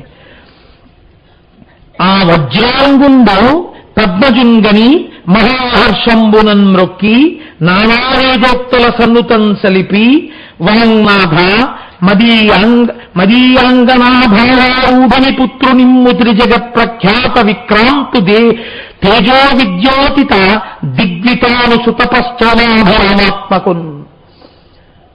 నేను ఎందుకు తపస్సు చేశానో మీకు తెలుసు అని చతుర్ముఖ బ్రహ్మగారిని వేదోక్తులతో పొగుడుతూ, అదిగో మీరు ఇచ్చారు కదా భార్య వరాంగి, దానితో కలిసి ధర్మాచరణం చేస్తే అది నన్ను ఇటువంటి కోరిక కోరింది. అది ఎలా కోరకుండా త్రిలోకములను బాధపెట్టేటటువంటి కొడుకుని, ఇంద్రుణ్ణి ఏడిపించే కొడుకుని, అలాంటి కొడుకుని మీరు ఆమెకి ఇప్పించండి అని చెప్పాడు. అంటే ఇప్పుడు తన ప్రమేయం లేకుండా తాను తప్పుకుని తాను చిత్తశాంతితో నిలబడిపోయాడు. ఇప్పుడు ఏమైంది? మరి ఎలాంటి కొడుకు కోరారో అలాంటి కొడుకు ఎక్కడ ఉంటే పుడతాడా? వాడు పుట్టాడు. వాడు పుడితే ఏమైంది? ఇప్పుడు వాడు ఇంకా వజ్రాంగుడు పుట్టినప్పుడు ఇంత అల్లరి లేదు. ఇప్పుడు చాలా పెద్ద అల్లరి ప్రారంభమైంది. వసుమతి వనకే పర్వత వనములతోడా, భూమి అంతా పర్వతాలు వనాలతో కలిసి భూకంపం వచ్చేసినాయి. దిశలందు జ్వాల ఎంటేని గల్లాయి, పోయద ప్రకరంబు పూయ వర్షంబు నుంచే ఉప్పెరలు చెలరేగి ఉదభలందు సుడిగాప్పురేగి ఒక్కద రజంబులను గుప్పే గొప్ప మానులు పెళ్లి కూలి పొడవి పరినాశముల ప్రభాకర చంద్రముల చుట్టే నిర్ఘాంతపాతముల్ నెగడి మిగుల శునకములు తలమెత్తి రోదనలు చేసే గుడ్లగూబలు నక్కలు కూసే పశులు కారణం బించుకేని లేకయనే రయమున వదల నేత్ర పురీషముల్ బెదరి బెదరి. వాడు పుట్టినప్పుడు భూమి అంతా కంపించింది, పర్వతాలతోటి వనాలతోటి. దిశలన్నిటా అగ్నిహోత్రం చెలరేగింది. సముద్రంలో ఉప్పిన పుట్టి భూమి మీదకి నీళ్లొచ్చాయి. పెద్ద సుడిగాలి రేగి కూకటి వేళ్లతో పెద్ద పెద్ద వృక్షాలన్నీ కూలిపోయాయి. గొప్ప గొప్ప మానులు కూలిపోయాయి. మీరు గుర్తుపెట్టుకోండి, ఒక్కొక్క మాను దేవతామాను ఉంటుంది. శ్రీశైలంలో ఉండేదండి అలాగా. రావి మేడి జువ్వి కలిపి ఒకే చెట్టు 2000 సంవత్సరములు బతికింది. ఒక తుఫాన్లో నేల కొరిగిపోయింది. అప్పుడు ఆ దేవతా వృక్షం వెళ్ళిపోయినట్టే ఒక్కొక్క మాను కొన్ని 100 సంవత్సరములు ఉన్న మాకు నరికితే దానికి ఉపశాంతి చేయవలసి ఉంటుంది. కాబట్టి ఏమైంది? అంతంత మానులు కింద పడిపోయాయి. అంటే దేవతాంశములు భ్రంశములైపోతున్నాయి వాడి పుట్టుకతోటే, వరాంగి కోరిక వల్ల. నిష్కారణంగా కుక్కలు తలలెత్తి ఏడవడం మొదలుపెట్టాయి. గుడ్లగోబలు, ఆ తరువాత నక్కలు కూస్తున్నాయి ఎక్కడ చూసినా. పశువులు కారణం ఏమీ లేకుండా భయపడిపోయే కట్టుకొయ్యల నుంచి దూరంగా ఇలా పీకకి ఉరిపోసుకున్నట్టుగా లాక్కుని అటూ ఇటూ తిరుగుతూ మూత్రాన్ని మలాన్ని విసర్జిస్తున్నాయి. లోకమంతటా ఎక్కడ చూసినా సరే భయంకరమైనటువంటి ఉత్పాతములు కనపడుతున్నాయి. ఈ స్థితిలో కొడుకుట్టాడు, చక్కగా పేరు పెట్టండి అని పిలిచింది. ఇప్పుడు వజ్రాంగుడు పెట్టలేదు పేరు. కశ్యప ప్రజాపతిని తీసుకొచ్చారు. ఇంటికి పెద్ద ఆయన కదండి, మర్యాద ఇచ్చేవాడు. కశ్యప ప్రజాపతిని పేరు పెట్టడానికి తీసుకొస్తే ఇంట్లో ఎవరి సంస్కారం బయటకు వస్తుందండి? మీరు చెప్పండి. వజ్రాంగుడి సంస్కారం బయటకు వస్తుంది. వజ్రాంగుడు వాడు పెట్టుకోడుగా పేరు, పుట్టిన పిల్లాడు. ఎవరు పెట్టాలి? తండ్రి పెట్టాలి. తండ్రి తాను పెట్టాడా స్వతంత్రంగా? నా తండ్రి మహానుభావుడు కశ్యప ప్రజాపతి ఉన్నారు. అందుకని ఇప్పుడు వజ్రాంగుడు ఎవరిని తీసుకొచ్చాడు? కశ్యప ప్రజాపతిని తీసుకొచ్చాడు. మన వాళ్ళు ఇప్పటికీ మన గౌరవం ఇదేనండి. ఆర్షధర్మంలో ఒకవేళ తండ్రి గారు ఉంటే తండ్రి గారి పేరునేస్తారు శుభలేఖ. తండ్రి గారు శరీరం వదిలిపెడితే అన్నదమ్ముల్లో పెద్దవాడెవరున్నాడో ఆయన పేరు వేస్తారు. వేసి నా తమ్ముడి అని మిగిలినటువంటి శుభకార్యం ఏదుంటే అది రాస్తారు తప్ప అన్నగారు ఉండగా తాను వేసుకోడు పేరు. ఏం వేసుకోకూడదా? తన కూతురో తన కొడుకో పెళ్లి వేసుకోకూడదు. ధర్మం కాదు, నీ గౌరవాన్ని చెప్తుంది. అన్నగారు ఉండగా తమ్ముడు తన గృహప్రవేశం శుభలేఖ తన పేరు మీద వేసుకున్నాడు అనుకోండి, అన్నగారికి లోటు రాదు. ఆ కార్డు చూసిన వాడు అన్నగారు ఉన్నాడని తెలుసు అనుకోండి, ఆ కార్డు అన్నగారి పేరు లేకపోతే మీరు ఆ ఇంటికి గృహప్రవేశానికి వెళ్ళక్కర్లేదు. ఎందుకంటే అన్నగారి పట్లే లేదు సంస్కారం, అన్నగారి పట్లే లేదు మర్యాద. మీ పట్ల మర్యాదగా ఉంటాడని మీరు ఎందుకు నమ్ముతారు? కాబట్టి మీరు వెళ్ళక్కర్లేదు. వాడితో స్నేహం మీకు అక్కర్లేదు. మీ సంస్కారం చెప్పడానికి మీ పెద్దవాళ్ళ పేరేస్తారు. వజ్రాంగుడి సంస్కారం కశ్యప ప్రజాపతిని పిలవడంలో ఉంది కదండి. కశ్యప ప్రజాపతి వచ్చి పేరు పెట్టారు, తారకుడు అని పేరు పెట్టారు. కాబట్టి ఇప్పుడు లోకం అంది తారకాసురుడు అని పిలిచింది. తారకుడు అని ఎవ్వరూ పిలవలేదు. ఎందుకని? వాడి చేష్టితములన్నీ అలా ఉంటాయి. కాబట్టి ఇప్పుడు వాడు ఏం చేశాడు? వాడు పుడుతూనే ఒక్క క్షణంలో కొన్నాళ్ళకి పెరిగాడు, పెద్దవాడైపోయాడు. సంతోషపడిపోతున్న వాళ్ళు ఎవరు? ఇద్దరు. ఒకటి వరాంగి, 2 దితి. చక్కటి అత్తాకోడళ్ళ ఇంట్లో. కాబట్టి ఇప్పుడు ఇలాంటి వాళ్ళిద్దరూ తయారైతే వాళ్ళు అనుకున్నారట, మీ తండ్రి గారు కోరారు వరాలు, కానీ వాళ్ళకు చిన్న అపనమ్మకం. ఎందుకు అపనమ్మకం? ఆయన ధార్మికుడు అయిపోయాడు ఇప్పుడు. కాబట్టి ఇప్పుడు ఏమని అడిగాడో బ్రహ్మగారిని, నువ్వు అడిగినట్టే అడిగాను, అలాంటి వాడే పుట్టాడు, అందుకే కానీ అక్కడ కూర్చో అంటున్నాడు. కానీ అక్కడ ఏమైనా ఒప్పుకొని వచ్చాడా పొరపాటున? అందుకని కూడా ఎందుకైనా మంచిది నువ్వు కూడా బ్రహ్మగారి గురించి తపస్సు చేసేసి నీ మానాన్ని నువ్వు కూడా కోరేస్తే ఇంకే గొడవ ఉండదు. ఇప్పుడు ఇది ఎవరి మీద అనుమానాన్ని చూపిస్తుంది? ఆ వరాంగికి భర్త మీద అనుమానం, దితికి కొడుకు మీద అనుమానం, పేరు పెట్టిన కశ్యపుడి మీద అనుమానం. ఈ అత్తా కోడళ్ళు ఎంత గొప్ప పేరు తెస్తారో వంశానికి చూడండి. అడుగు తీసి అడుగేయడంలో, మాట మాట్లాడడంలో కుటుంబాల సంస్కారాలు బయటికి వస్తాయి. అందుకే పెద్దల దగ్గరికి వెళ్ళినప్పుడు అన్నింటికన్నా మంచి మార్గం ఏంటంటే అసలు మాట్లాడకుండా ఉండడం, ఏ గొడవ ఉండదు. అదేటమ్మా ఏమీ మాట్లాడరన్నారనుకోండి, బాబు మీ దగ్గర ఏం మాట్లాడుతూ ఉందంటే ఒక్క మాటతో పోతుంది కదండి. వాళ్ళు ఎట్నుంచి ఎటైనా అర్థం చేసుకుంటారు, ఒక్క మాటలో సంస్కారాన్ని పసిగట్టేస్తారు. కాబట్టి ఇప్పుడు ఏమైంది అంటే ఈయన మళ్ళీ తపస్సుకు బయలుదేరి ఈయన కూడా తపస్సు. ఎటువంటి తపస్సు? మీకు మొన్న నేను రావణాసుడు చేసిన తపస్సు గురించి చెప్పాను. అది ధార్మికంగా ఉండదు, వ్యగ్రంగా ఉంటుంది, ఎవరి కోసం నువ్వు అన్నట్టు ఉంటుంది ఆ తపస్సు. కాబట్టి ఈయన కూడా ఎలా చేశాడో చూడండి. ఒక అంగేచి బాహువులు పైకెత్తి దినేంద్రు కనుగొనుచు నూరేండ్లు గడపి. ఒక్క కాలు మీదే నిలబట్టట, ఓ కాలు పైకెత్తేట. ఎందుకు? హాయిగా కూర్చుని పద్మాసనం వేసుకుని చేసుకోవచ్చు తపస్సు, అలా ఏం చేయమని లేదు. అంటే ఒంటి తీట ఇలా చేస్తా ఎందుకు రావు అంటే ఉద్ధరించడం అన్నమాట. అస్తమానం వాళ్ళకు వచ్చే భర్తతో సంసారం ఎలా ఉంటుందో అలా ఉంటుంది ఇలాంటి వాళ్ళతో పరమేశ్వరుడికి. కాబట్టి ఓ కాలు పైకెత్తి ఓ కాలు మీద నించుని, పోనీ ఏదో లోపల ఎవరిని చూడాలండి? పరబ్రహ్మాన్ని చూడాలి. కన్నులు మూసుకుని వాడు వచ్చేయడు, కళ్ళు తెరుచుకుని సూర్యుడిని చూస్తుంటాడు. ఎందుకు అలాగే అంటే చూడండి, కళ్ళు నిజంగా డాజిల్ అయిపో, అయినా నేను అలాగే చూస్తాను. అలాగే ఎన్నేళ్ళు నించున్నాడు, 100 ఏళ్ళు. అంటే ఇన్స్టంటేనియస్, తొందరగా ఈశ్వరుణ్ణి తీసుకొచ్చి అందుకని ఉగ్ర తపస్సు మొదలెట్టాడు. పూని పాదారష్టములనే నిలిచి ఎట్లే ఇనే కనుగొనచు 100 ఏండ్లు గడిపి. ఇప్పుడు ఓ కాలు మీద 100 ఏళ్ళు చేస్తే రాలేదు, అందుకని వాడు ఏం చేశాడంటే బొట్టన వేలు మీద నించున్నాడు. ఒక కాలి బొటన వేలు మీద నించుని సూర్యుడిని చూస్తూ 100 ఏళ్ళు. ఒకదానికి శరీరాన్ని క్లేశ పెట్టడం ఎక్కువ అవుతోంది. తనకి తెలియకుండా మనస్సు అంతర్ముఖమైపోవడం వల్ల శరీరం మీద పుట్టలు పెట్టిన స్థితి కాదు. తపస్సుని లెక్క పెట్టుకుని ఇన్ని రోజులు చేద్దాం, ఇన్ని నెలలు చేద్దాం, ఇన్ని సంవత్సరాలు చేద్దామని 1 సంవత్సరం పాటు సూర్యుడిని చూస్తూ తపస్సు, 1 సంవత్సరం పాటు బటనవేల మీద తపస్సు. ఎందుకు ఇదంతా? ఏమిటి సిలబస్సు అంటే వాడి బుద్ధి బయటపెడుతుంది. కాబట్టి ఒక చేత నేల నుండి తల క్రింద ఎగసి దర్పమున 100 ఏండ్లు గడపి. ఇదో విచిత్రమైన తపస్సు. ఒక చేతనే నేల నుండి తల క్రింద ఎగసి, ఒక చేత్తోనే ఇలా భూమిని పట్టుకుంటాడు, రెండో చేతిని భూమి మీద పెట్టడం. రెండో చేతిని భూమి మీద పెట్టి ఇలా పైకెత్తేశారనుకోండి, కాళ్ళు తల కింద పెట్టేశారనుకోండి, ఏముందండి మాకు అలవాటు శీర్షాసనం వేస్తుంటారో లేకపోతే ఏదో గారడి అలా ఎత్తుతుంటారు, ఎత్తి కొంతమంది అలా నిలబడతారండి అంటారు. వాడేం చేశాడో తెలుసండి, ఒక్క చెయ్యి కింద పెట్టి రెండో చెయ్యి పెట్టలేదని చెప్పడానికి అందరికీ కనపడేటట్టు ఇలా పైకెట్టి, ఇప్పుడు ఈ 2 కాళ్ళు పైకెత్తేసి ఒక్క చేతి మీద తిరగలని తపస్సు చేశాడు. ఎందుకదంతా అంటే ఎంత అల్లరి సిలబస్సో చూడండి. వాడి మనస్సుని మీకు బయట పెడుతుంది. ద్రుమశాఖ బాధయమున నాలంబగా మెసక గౌరవించి నీరాపి. అయినా రాలేదు బ్రహ్మగారు. వాడి కోపం వచ్చింది. పారిజాత వృక్షం ఎక్కేటవాడు. పారిజాత వృక్షం కొమ్మలు జారుగా ఉంటాయి, పడిపోతారు కూడాను, చాలా పిలుసుగా ఉంటాయి. వాడు పారిజాత వృక్షం యొక్క చిట్ట చివరకు వచ్చేసి ఇంకా ఇలాంటి దారి కింద పడిపోతాడు. అక్కడ 2 పాదాల మీద నిలబడంటే ఇప్పుడు బలవంతా పెట్టి అలా చూస్తూ తపస్సు 100 ఏళ్ళు. ఇదంతా ఏమిటి? నువ్వు వస్తావా రావా అని అనమాట. అంత రగడ అయిన దానికి అలకే, కాని దానికి అలకే. ఏమిటి అలక? ఇలా భార్య ఏదైనా చిన్న మాట అనేటప్పటికీ ఒళ్ళంతా జడ్డుబాను రాసేసుకు పడుకుంటుంటాడు.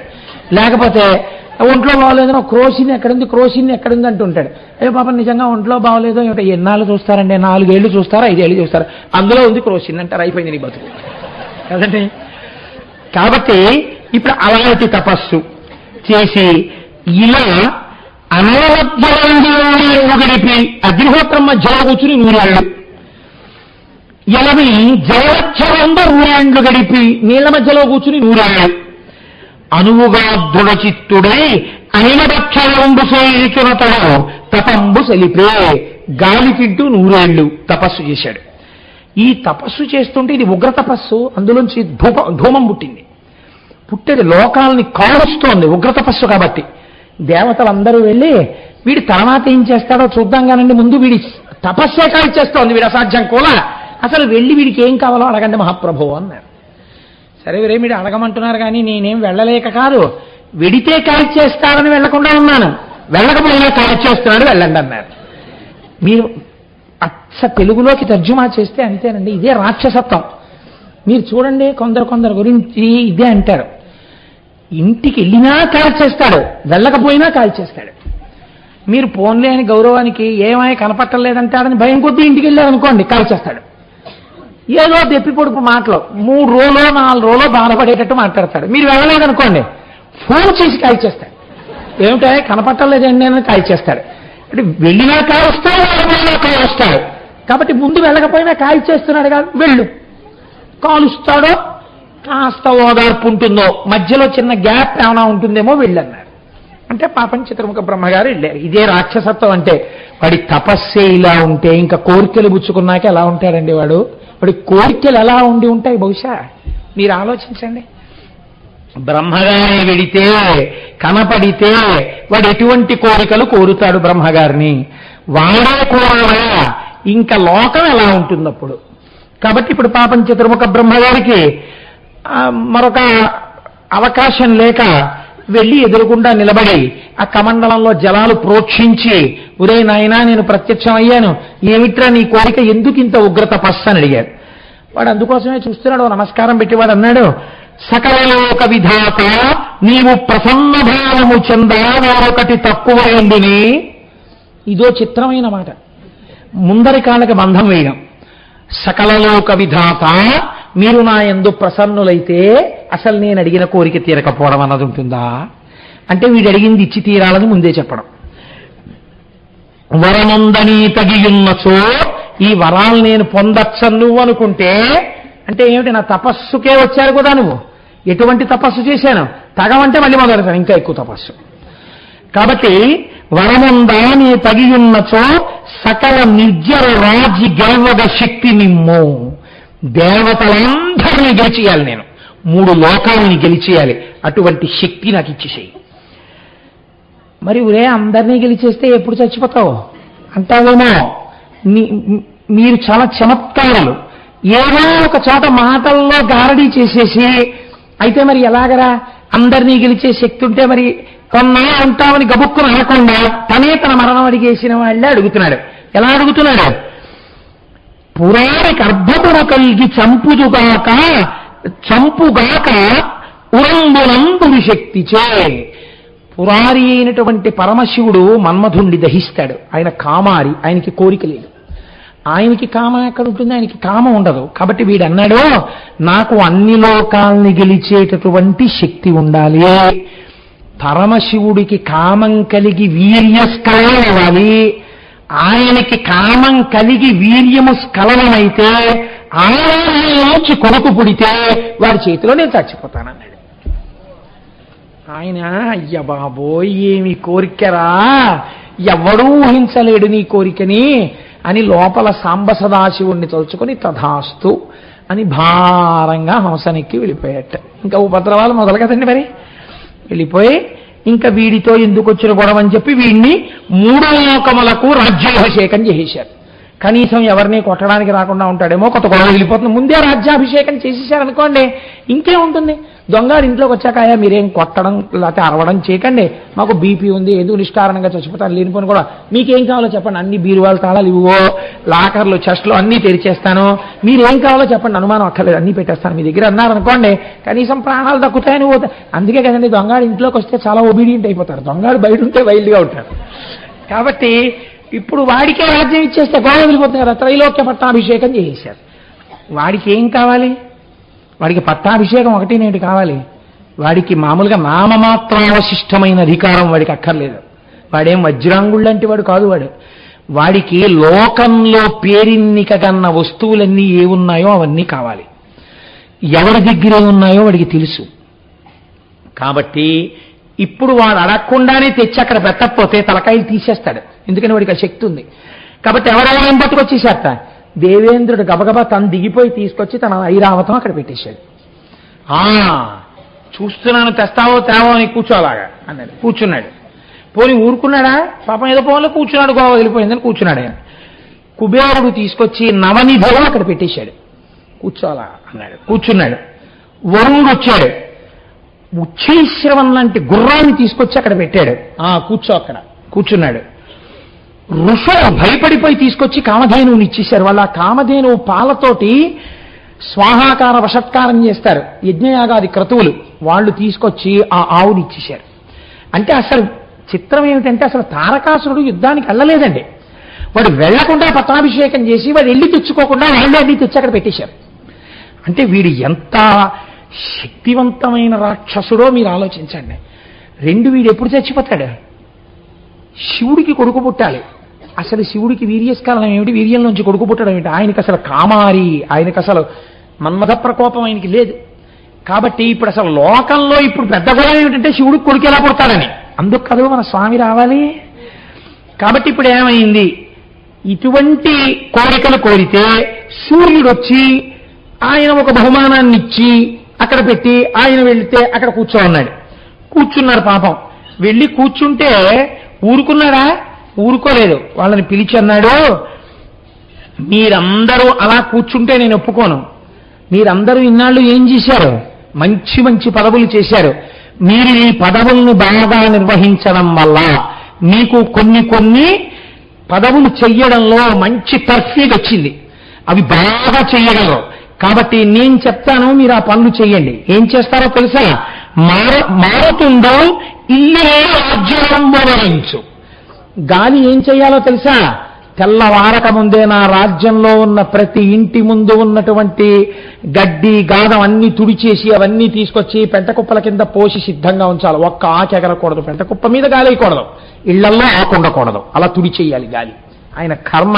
నమస్తే వాయో త్వమేవ ప్రత్యక్షం బ్రహ్మాసి. ఇవాళ స్వీపర్ పోస్ట్. ఇప్పుడేమిటి? ఒక ఇంటికి కాదు, అన్ని ఇళ్లలో గాలి తుడిచేయాలి. పెంటకుప్ప మీద కదలకూడదు గాలి, ఆకెగరకూడదు, పెంటకుప్పలు అలాగే ఉండాలి. కాబట్టి నువ్వు అలా చేయి. కాదంటే తలకాయ ఎగిరిపోతుంది. అలాగేనండి బాబు, అలాగే చేస్తాం. కాబట్టి ఇప్పుడు కలయంపి చెల్లును గంధహర్త. వరుణ, నువ్వేం చేస్తావో తెలుసా? నువ్వు వరుణుడివి, నీకు జలాలకు సంబంధించిన విషయం బాగా తెలుసు. రోజు నీళ్లలో ఆవు పేడ కలిపి అన్ని ఇళ్ల ముందు చల్లు. కాబట్టి నువ్వు కలాబీ చల్లుతుండు. వైశ్వానరుండు మేల్ వంటకంబరంచు. అగ్నిహోత్రుడా, నువ్వేం చేస్తావో తెలుసా?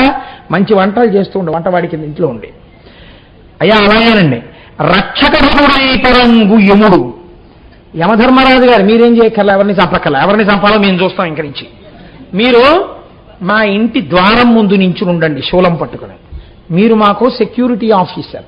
అంటే యముడు పాపం అలా చేతులు కట్టుకుని ఆయన నించున్నాడు. అంటే ఇప్పుడు దిక్పాలకులందరి యొక్క పదవులు తీసేశారు మిగిలిన వాళ్ళు. ఈయన తీసేయలేదు. వాళ్ళ ప్రయోజకత్వాన్ని ఎంత అధమ స్థాయిలో వాడుకుంటున్నాడో చూడండి ప్రభు. అంటే మీరు లోకంలో తేలిక మాట వాడుతుంటారు, శాడిజం అని. అంతటి వాడి చేత ఇంతటి హీనమైన పని చేయిస్తే ఒక్కొక్కడికి తృప్తిగా ఉంటుంది. అంటే రాక్షస ప్రవృత్తి కలవబెట్టిన వాడు తారకుడు. కాబట్టి ఆయనకి ఆ పని చెప్పాడు. చెప్పి అశ్వినీయులు కొంతరమరిక వజ్రులై. అశ్వినీ దేవతలు ఏం చేయాలో తెలుసా? ఉపాధ్యాయులై పాఠాలు నేర్పుతూ ఉండాలి. దానికి బృహస్పతిని వాళ్ళని పెట్టడు ఆయన. మధ్యలో ఎక్కడైనా శ్రీ మహావిష్ణువు గురించో శివుడి గురించో అయినా చెప్పేస్తారేమో మనకి అనుమానం. అందుకని అశ్వినీ దేవతల్ని పెట్టాడు అక్కడ తీసుకొచ్చి. బొక్క సంబోధించి ఎక్కువగా. కుబేరుడు ఏం చేయాలో తెలుసా? లోపల డబ్బు బాగా పెరగడానికి ధనాగాయంలో ఎలా అవకలవాన్ని పీడ ఇచ్చేసి ఎక్కడెక్కడ ఏమున్నాయో ఎలా కొట్టుకొచ్చేయాలో, ఎవరి దగ్గర ఎంత డబ్బు ఉంటుందో నీకు బాగా తెలుసు. ఆ లిస్ట్ అంతా తయారు చేసి అవన్నీ మనకు ఆస్కోశాగారానికి వచ్చేట్టు ఏర్పాటు చేయి. అలాగేనండి బాబాయ్. అందుకని ఆయన అలా పెట్టాడు. తుంబురుందారించు తోంపు గానంబు. తుంబురుడు ఏం చేయాలో తెలుసా? ఎప్పుడు ఏదో భగవంతుడి గురించి కీర్తనలు చేస్తూ ఉంటాడు. రేపటి నుంచి అలా చేయడానికి వీల్లేదు. తుంబురుడు రేపటి నుంచి వచ్చి నేను హాయిగా నా భార్యతో కలిసి కూర్చుంటాను, కచేరీ చెయ్యాలి. ఆ కచేరీ విని నేను సంతోషిస్తాను. ఆ కచేరీలో శ్రీమన్నారాయణుణ్ణి పరమశివుణ్ణి కీర్తనలు చేస్తాను అంటే కుదరదు. అమ్మవారి మీద కీర్తనలు చేస్తానంటే కుదరదు. దేని మీద కీర్తన చేయాలి? తారకుడి మీదే కీర్తనలు చెయ్యాలి. కాబట్టి ఇప్పుడు తుంబురుడు పని చేస్తుండాలి. నాట్యమత్సరసి, అప్సరసలందరూ షిఫ్ట్లు వేసుకుని నా ముందు నాట్యం చేస్తూ ఉండాలి. కాబట్టి వీళ్ళందరూ ఈ పని చేస్తూ ఉండాలి. అనుదినం వెనుడు అర్హమవు నట్టు లెండకాయలు, సూర్యుడు నా రోజు పనిని చూడాలి. ఇవాళ తారకాసురుడు బయటికి వెళ్తున్నాడు, చాలా తక్కువ ఎండ కాయాలి. తారకాసురుడికి కొంచెం చలేస్తోంది, కొంచెం గోరువెచ్చగా కాయాలి. తారకాసురుడికి కొంచెం చెమట పట్టింది, సూర్యుడు చల్లబడిపోవాలి. నా కార్యక్రమాన్ని బట్టి, నేను పొందుతున్న తాపాన్ని బట్టి నేను సుఖంగా ఉండేటట్టుగా సూర్యుడు ప్రకాశించాలి ఇవాళ నుంచి. అంటే ఇప్పుడు ఆయన లోకసాక్షి కాడు, తారక సాక్షి. వాడి వంక చూస్తూ వాడికి చెమట పడితే చల్లబడిపోవాలి. వాడికి కొంచెం బాగా చలేస్తున్నట్టుంది ఏంటంటే ఈయన కొంచెం వేడిగా ఉండాలి. ఈ స్థితికి సూర్యుడిని దింపాడు. కాబట్టి సూర్యుడు నన్ను అలా సేవిస్తూ ఉంటాడు. రేరాడునట్టులే కర్జమెరిగి వెన్నెలయ చిందు. రేరాడు అంటే రాత్రికి రేడు, రాత్రికి రాజు చంద్రుడు. చంద్రుడు ఏం చేయాలో తెలుసా? కార్యం తెలుసుకోవాలి, నా మనస్సు తెలుసుకోవాలి. నేను మంచి భోగం అనుభవిస్తుంటే పౌర్ణమి చంద్రుడు కనపడాలి. అది అమావాస్యతో నాకేం సంబంధం ఉండదు. నేను ఎవరో ఒక ఇంటితో కలిసి విహారం చేస్తుంటే నేను ఇలా ఆకాశంలోకి చూసేటప్పటికీ పున్నమి చంద్రుడు కనపడాలి నాకు. నేను కొంచెం విసుగ్గా ఉండి చికాగ్గా ఏమైనా ఉంటే అసలు నాకు కనపడకూడదు. అప్పుడు అలా చల్లగా ఉంటాను అలాంటి కూడదు, నా కంటికి కనపడకూడదు, చీకటిగా ఉండాలి. అప్పుడు నాకు మనస్సు ప్రశాంతంగా ఉంటుంది. కాబట్టి చంద్రుడు నా ఇష్టం వచ్చినట్లు ప్రవర్తించాలి. వాన కురిపించు దైతే వలన కదరి. అలాగే ఎప్పుడెప్పుడు ఎక్కడెక్కడ ఎంతెంత నీరు పడాలో చూసుకుని దాన్ని బట్టి వర్షం పడాలి. వర్షం ఎందుకు పడాలో తెలుసా? పండడానికి కాదు, తాగడానికి నీళ్లుండడం కోసమే. భూమి ఏం చెయ్యాలి? నీళ్లు వానలు పడలేదండి నేను పండనండి, చీడలు పట్టాయండి అంటే కుదరదు. నువ్వేం చేయాలి? నువ్వు 3 పంటలు పండేవి. ఇలా చల్లేస్తాం, విత్తనాలు వెళ్ళిపోతాం అంతే. నువ్వే పెంచేసుకోవాలి, నువ్వే కంకులు చేయాలి, అద్భుతమైన పంటలు పండేయాలి. ఇది భూమి యొక్క బాధ్యత. ఎవరెవరు ఏం చెయ్యాలో బాధ్యతలు వేసేశాడు ఆఫీస్ ఆర్డర్ వేసేసి, ఇంద్ర నీకు ప్రధానమైన పని ఒకటి అప్పచెప్తున్నాను. ఏమిటో తెలుసా? నా రాజ్యమునందు ఎవ్వడికి దాహం కలగకూడదు. ఎవరెవరు ఎక్కడ దాహంతో ఉన్నారో వాళ్ళకి అక్కడక్కడ అవసరమైనటువంటి మేఘాలు పట్టుకెడుతూ ఉండడం, వాటర్ పోస్తూ ఉండడం, వస్తూ ఉండడం. అంటే ఇంచుమించుగా మున్సిపల్ వాటర్ ట్యాంక్ డ్రైవర్ ఆ పోస్టుకి తీసుకొచ్చాడు. తీసుకొచ్చి వీళ్ళందరికీ శాసనం చేసి చక్కగా వెళ్ళి సింహాసనం మీద కూర్చుని రాజ్య పరిపాలనం చేస్తున్నాడు.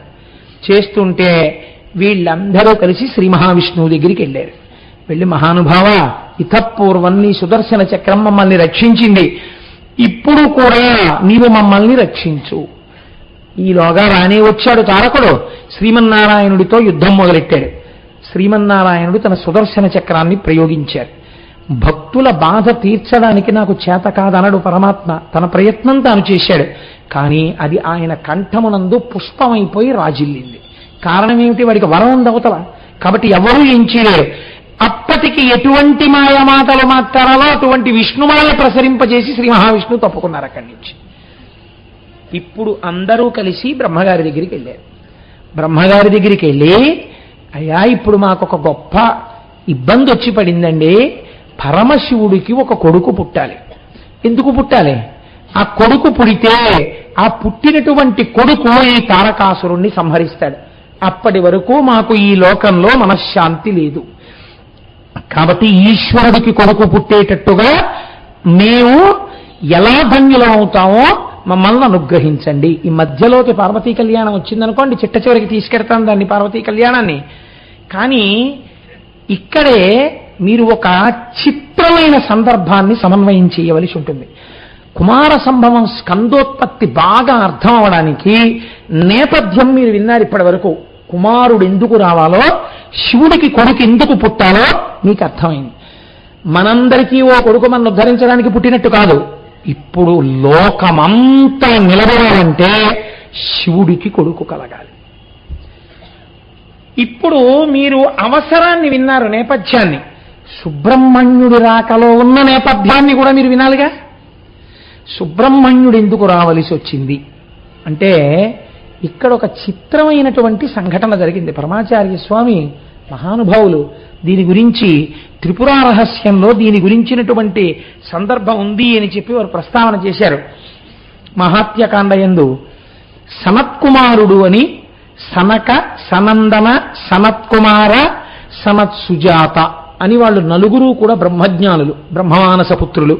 పుట్టుక చేతనే వారు ఎప్పుడూ కౌమారమునందు ఉంటారు అని. వారు దిగంబరులై ఉంటారు, అంటే దేహభ్రాంతి లేని వారై ఉంటారు, బ్రహ్మజ్ఞానంతో ఉంటారు. వారు నిస్పృహులై ఉంటారు, అంటే వారికి దేని మీద మమకారం ఉండదు, ఏ కోరిక ఉండదు. ఎందుకు ఉండదంటే అంతా నేనే అయి ఉన్నాను, బ్రహ్మము నేనే అయి ఉన్నాను, అహం బ్రహ్మాస్మి స్థితిలో ఉంటారు. కాబట్టి వాళ్ళ కోరిక అన్నది లేనటువంటి స్థితిలో ఉండేటటువంటి సనత్కుమారుడు ఒక రోజున కూర్చుని ఉన్నారు. ఆయన ఏం చేస్తూ ఉంటారో అని మీరు నన్ను అడిగారనుకోండి, ఆయన ఏం చేస్తూ ఉండరు. ఎందుకుండరు? అంతా తానై ఉన్నాడు కాబట్టి తనకి విహితమన్నది లేదు. అందుకే బ్రహ్మజ్ఞానికి విధి నిషేధములు ఉండవు. ఇది మీకు చాలా చిత్రంగా ఉంటుంది ఈ మాట. ఎందుకో తెలుసా అండి, ఒకరు భగవాన్ రమణ మహర్షి దగ్గరికి వెళ్ళారు. వెడితే ఏడిచారు. ఏడిస్తే రమణులు అన్నారు, దేనికి ఏడుస్తున్నావు అని అడిగారు. ఏదో వాళ్ళ అదృష్టం బాగుంది, ఆయన ఆ రోజున మాట్లాడారు. ఎందుకు ఏడుస్తున్నావు అని అడిగారు. అయితే ఆయన అన్నాడు, ఎందుకు అంటారేమిటి మహాప్రభు, నేను ఎన్ని పాపాలు చేశానో చెప్తే మీరు అడిగిపోతారు. అన్ని పాపాలు చేశాను, నా వంటి వాణ్ణి కూడా ఈశ్వరుడు ఎలుకుంటాడా అని అడిగాడు. నీకెందుకెంత బెంగ? ఎంత దూదికొండైనా ఒక నిప్పురవ్వకి కాలిపోతుంది. నువ్వు భగవంతుడి పాదాలు పట్టుకొని ఈ పాపాలు పోతాయి, భయం లేదన్నారు. నాకు ఆ నమ్మకం కలగట్లేదన్నారు. అంటే రమణ మహర్షి అన్నారు, పోనీ నీ పాపాలు పోవడానికి ఏం జరిగితే నమ్ముతావు, నీ పాపాలు పోతాయని అన్నారు. నా పాపాలు మీరు పుచ్చేసుకుంటారా అన్నాడు. ఆయన ఏదో కూర్చున్నారు, ఇలా చూశారు, పార్వతీ పరమేశ్వర్లు కనపడ్డారు అని మళ్ళీ ఇలా తిరిగారు. తిరిగితే కొంచెం కోపం వచ్చింది. పార్వతీ కోపం రాలేదు, సంతోషించారు. ఇదిరా బ్రహ్మజ్ఞానం అంటే. అబ్బో పార్వతీ పరమేశ్వరులు వచ్చారని చెప్పేసి గబగబా 4 శ్లోకాలు చెప్పేసి వేర మంత్రాలు చెప్పేసి సాష్టాంగ పడిపోయి చేయట్లేదు. ఎందుకని? ఇదేగా నాకు అంతటా కనబడుతున్నది, ఇదే ఇక్కడ కనబడుతోంది. అంటే అంతటా ఆయనకి పార్వతీ పరమేశ్వరులే కనబడతారు, బ్రహ్మమే కనబడుతుంది. కొత్తగా బ్రహ్మం కనబడడం ఏమిటి? అంతటా అదేగా ఆయన చూస్తున్నది. అందుకని ఆయనకి కొత్తతనం ఏం లేదు. కాబట్టి ఆయన అలా చూసి రథాలు తిప్పుతారు. అంటే అబ్బా ఏమి ఎటువంటి స్థితి పార్వతీ చూశావా అన్నారు. అని ఉత్తినే కోపం తెచ్చిపెట్టుకుని, ఏమయ్యా పార్వతీ పరమేశ్వరులం వచ్చి ఇంతసేపు అయింది నిలబడ్డాం, పలకరించమే, మేము వరం ఇద్దాం అనుకుంటున్నాం, మమ్మల్ని ప్రార్థన చేసి పుచ్చుకోవా అన్నారు. ఆయన అన్నారు, మిమ్మల్ని ప్రార్థించడం ఏంటి, నాకు ఎప్పుడూ అంతటా మీరేగా కనపడేది, నాకు బ్రహ్మమే కనపడుతుంటుంది, బ్రహ్మం కాకుండా ఇంకోటి ఉంది ఏమిటి? మీరు నాకు వరం ఏమి ఇస్తారు? ఎందుకు వరం? నాకు వరం అంటే మళ్ళీ కోరిక, నాకు ఉంటేగా కోరిక, అసలు నాకు ఏ కోరిక లేదు, కాబట్టి నాకు వరం ఎందుకు, నాకు అక్కర్లేదండి. అంటే పరమేశ్వరుడు ఈయన జ్ఞానాన్ని చూసి పొంగిపోయి, అయితే శాపం ఇస్తానన్నారు. ఆయన ఇవ్వండి, శాపం ఇస్తే ఎవరు బాధపడతారు? దేహం బాధపడుతుంది, అది నేనేం కాదుగా, లోపల ఉన్న ఆత్మ నేను, ఇవ్వండి అయితే శాపం అన్నారు. ఆయన పొంగిపోయి, అబ్బా ఏమి జ్ఞానమయ్యా, వరం ఇస్తానంటే పుచ్చుకోవు, శాపం ఇస్తానంటే ఇచ్చుకోమంటావు అన్నారు. అంటే ఆయనకి చికాకు వచ్చింది. హాయిగా మౌనంగా కూర్చోకుండా ఏమిటి అల్లరి అని, ఏమిటి వరం అంటారు కాసేపు, శాపం అంటారు కాసేపు, మీకు నేను ఇస్తాను పుచ్చుకోండి వరం ఏమైనా కావాలంటే అన్నారు. అంటే శంకరుడు చాలా సంతోషించి ఆయన అన్నాడు, ఎంత గొప్ప మాట అన్నావురా నాయన, నేను నాకు కుమారుడిగా జన్మించాలి అన్నాడు. ఈయనన్నారు, నీకే కుమారుడిగా జన్మిస్తాను అన్నారు. పక్కనున్న పార్వతీదేవి ఉలిక్కి పడింది. అంటే నీకే ఎంత దీర్ఘం ఇస్తున్నావు, నాకు కొడుకుగా ఉండవా అంది. అమ్మాయి ఏమనుకోకమ్మా, ఎంత జగజ్జననివైనా నీకు కొడుకుగా రావాలంటే నీ కడుపులో అధోముఖంగా పడుకోవాలి, ఒక స్త్రీ యోనిలోంచి బయటికి రావాలి. ఆ గర్భస్థ నరకం నాకొద్దమ్మా, నేను అలా రాను తల్లి, నేను శివ సంబంధంగానే పుడతానంతే. అంటే అమ్మవారు అంది, ఆయనకి వరం ఇచ్చానంటే ఏంటి, లోకంలో అలా ఉండదు, ప్రకృతి పురుషుల యందు. మీకు వరం ఇచ్చానండి, మీకు పుడతాడు కొడుకంటే మగవాడికి కొడుకు ఎలా పుడతాడా? పక్కన నేను అమ్మవారిని ఉన్నాను, నాకు ఆయనకి కలిపి కొడుకుగా వస్తావు. రెండో కారణం చెప్పనా, ఆయనకి నాకు కామన్ ప్రాపర్టీస్ కొన్ని ఉన్నాయి. అంటే ఇద్దరికీ చెందిన ఆస్తులు ఏమిటో తెలుసా? ఒకటి చంద్రరేఖ, ఇద్దరికీ ఉంటుంది. రెండోది మూడో కన్ను మా ఇద్దరికీ ఉంటుంది, మూడోది మనస్సు, అది మా ఇద్దరికీ ఒకటే అయి ఉంటుంది. ఆది దంపతులం, రెండు మనస్సులు లేవు. ఆయన అడిగినప్పుడు నువ్వు అమ్మ మీకు కొడుకుగా పుడతానని చెప్పినప్పుడు ఆ మనస్సే నా మనస్సు కూడా, కాబట్టి నాకు కూడా కొడుకుగా పుడతానని చెప్పినట్టే. పుట్టనంటే ఎలా కుదురుతుంది, నువ్వు పుట్టి తీరాల్సిందే అందావిడ. అంటే ఆయన అన్నారు, అమ్మా పార్వతీ పరమేశ్వరులకు కొడుకునవుతానేమో కానీ నీ గర్భవాసం లేకుండా మాత్రం నీకు కొడుకునవుతానమ్మా అన్నారు. ఈ మాట చెప్పి పార్వతీ పరమేశ్వరుడు సంతోషించారు, అంతర్ధానం అయిపోయారు. చెప్పిన తరువాత పడుకున్నారు. పడుకుంటే ఆయనకు ఒక కళ వచ్చింది. ఆయన బ్రహ్మజ్ఞానం, ఆయనకి కళ రావడం ఏమిటండి, కళ రాకూడదు ఆయనకి కళ వచ్చింది. కళ్ళలో ఈయన కత్తి పట్టుకుని రాక్షస సంహారం చేస్తున్నట్టు యుద్ధంలో కళ వచ్చింది. ఇదేమిటా నాకు కళ రావడం ఏమిటి అని చెప్పి ఆయన గబగబా తండ్రి గారి దగ్గరికి వెళ్ళారు, చతుర్ముఖ బ్రహ్మగారి దగ్గరికి. నాన్నగారు నాకు ఎప్పుడూ కళలు రావు కదా, అలాంటిది రాత్రి నాకు కళ వచ్చింది, నేను రాక్షస సంహారం చేస్తున్నట్టు కళ వచ్చిందండి, దేవసైన్యాలకి నేను అధిపతినైనట్టు కళ వచ్చింది, నాకు ఈ కళ ఎందుకు వచ్చింది అన్నారు. బ్రహ్మగారు నవ్వి అన్నారు, ఒరే నువ్వు కిందటి ఈ జన్మలో వేదం నేర్చుకునేటప్పుడు ఆ వేదం చదువుతూ ఈ వేదాలనే కదా రాక్షసులు సముద్రంలో పడేశారు, ఈ వేదాలనే కదా రాక్షసులు ధిక్కరించారు, ఈ వేదాల్లో చెప్పినటువంటి పరమాత్మనే కదా ఇబ్బంది పెట్టి అవతారాలుగా తీసుకొచ్చారు అని రాక్షసుల మీద కోపగించుకుంటూ నాకే అవకాశం ఉంటే కత్తెట్టి తలకాయలు తీసేద్దును అనుకుంటూ ఉండేవాడివి. ఆ వాసన బలం ఉండిపోయింది, ఇవాళ కలొచ్చింది. కాబట్టి ఆ ఒక్క వాసన పోవడానికి నువ్వు దేవసేనానిగా ఒక్కసారి పుట్టవలసిందే. ఇది తెలుసున్న మహానుభావుడు కనుకనే శంకరుడు నిన్న నీ దగ్గర వరం పుచ్చుకున్నాడు రా, లేకపోతే ఎలా ఆయన నిన్ను వరం అడగడం ఏమిటి, కనుక నువ్వు ఆయనకి కుమారుడవై పుట్టబోతున్నావు, పుట్టి దేవసైన్యానికి అధ్యక్షత వహిస్తావు అన్నారు. సరే బానే ఉంది నాన్నగారు అన్నారు. ఇప్పుడు మీరు ఒక విషయాన్ని బాగా స్ఫురణలో పెట్టుకోండి. ఇప్పుడు ఎన్ని సమస్యలు కొత్త వచ్చాయి. సనత్కుమారుడే వాసనాబలం పోవడానికి పరమశివుడికి కుమారుడుగా పుట్టవలే. పరమశివుడికి కుమారుడుగా పుట్టాలి అంటే పరమేశ్వరుడు సంకల్పం చేస్తే ఆయన యొక్క శరీరంలోంచో తేజస్సులోంచో కుమారుడుగా టక్కని పుట్టచ్చు, నిన్నటి రోజున గణపతి ప్రాదుర్భావంలాగా. కానీ శివవీర్యము స్ఖలనమై ఆ వీర్యము వలన పుట్టిన బిడ్డడికి తప్ప నేను మరణించనని అవతల తారకాసురుడికి వరం ఉంది. శివవీర్యము స్ఖలనమైతే దాన్ని పుచ్చుకోవడానికి క్షేత్రం ఉండాలి. ఆ క్షేత్రము పార్వతీదేవి తప్ప అన్యులు కారు. ఆ క్షేత్రములోకి వీర్యము ప్రవేశిస్తే ఈయన గర్భవాసము చెయ్యాలి. ఈయన గర్భవాసము చెయ్యనని సనత్కుమారుడు అన్నారు. కాబట్టి ఇప్పుడు ఎలా కుదురుతుంది ఈ సమన్వయం? పైగా దేవతలందరూ కలిసి శివుణ్ణి ఏమని అడుగుతారు, అయ్యా మాకు మీ వలన ఒక కుమారుడు కావాలంటే ఆ కుమారుడు పుడితే వాడు వెళ్ళి వాళ్ళని సంహరిస్తాడండి అని అడుగుతాడు. శివుడు ఏమంటాడు అప్పుడు? దేవతలు ఇంతమంది వచ్చి ప్రార్థన చేస్తే తథాస్తు అంటాడు. తథాస్తు అన్న తర్వాత మరి ఇప్పుడు పార్వతీదేవి సంపర్కము లేకుండా కుమారుడు పుట్టడమే సంభవిస్తే దాని అర్థం ఏమిటి? శివవీర్యమును ధరించడానికి వేరొక క్షేత్రం ఏదో ఉండాలి. అప్పుడు పార్వతీదేవికి ఆ క్షేత్రము పట్ల కినుక కలుగుతుందా కలగదా? నేను ఆయనకి భార్యని, బిడ్డలు మాత్రం ఆవిడికి పుట్టారు.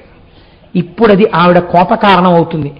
ఆదిశక్తియే ఆగ్రహిస్తే తారకాసురుడి కోపం కన్నా, తారకాసురుడి తపస్సు కన్నా, తారకాసురుడి వరాల కన్నా ఇంకా పెద్ద ప్రమాదం లోకంలో వచ్చేస్తుంది. కాబట్టి ఇప్పుడు ఇన్ని ఎలా సమన్వయం అవుతాయి? ఇవన్నీ సమన్వయం అవుతూ ఎక్కడా ఒకదానికొకటి విరోధం లేకుండా అన్ని సమన్వయం అవుతూ సనత్కుమారుడి మాట నిలబడాలి, పార్వతీదేవి కడుపులో నివాసం చేయకూడదు. సనత్కుమారుడి మాట నిలబడాలి, పార్వతీదేవి సంబంధం ఉండాలి. సనత్కుమారుడి మాట నిలబడాలి, శివుడికి కుమారుడు కావాలి. శివుడు అడిగినటువంటి వరం నిజం కావాలి, శివుడికి సనత్కుమారుడు కొడుకు కావాలి. తారకాసురుడి మరణం రావాలి, శివవీర్యం స్ఖలనం కావాలి. శివవీర్యం స్ఖలనం కావాలంటే ఆయన యందు కామప్రచోదనం జరపడానికి స్త్రీ రూపం నిలబడాలి. ఆయన ముందలా నిలబడగలిగిన స్త్రీ రూపం పార్వతీదేవి ఒక్కటే.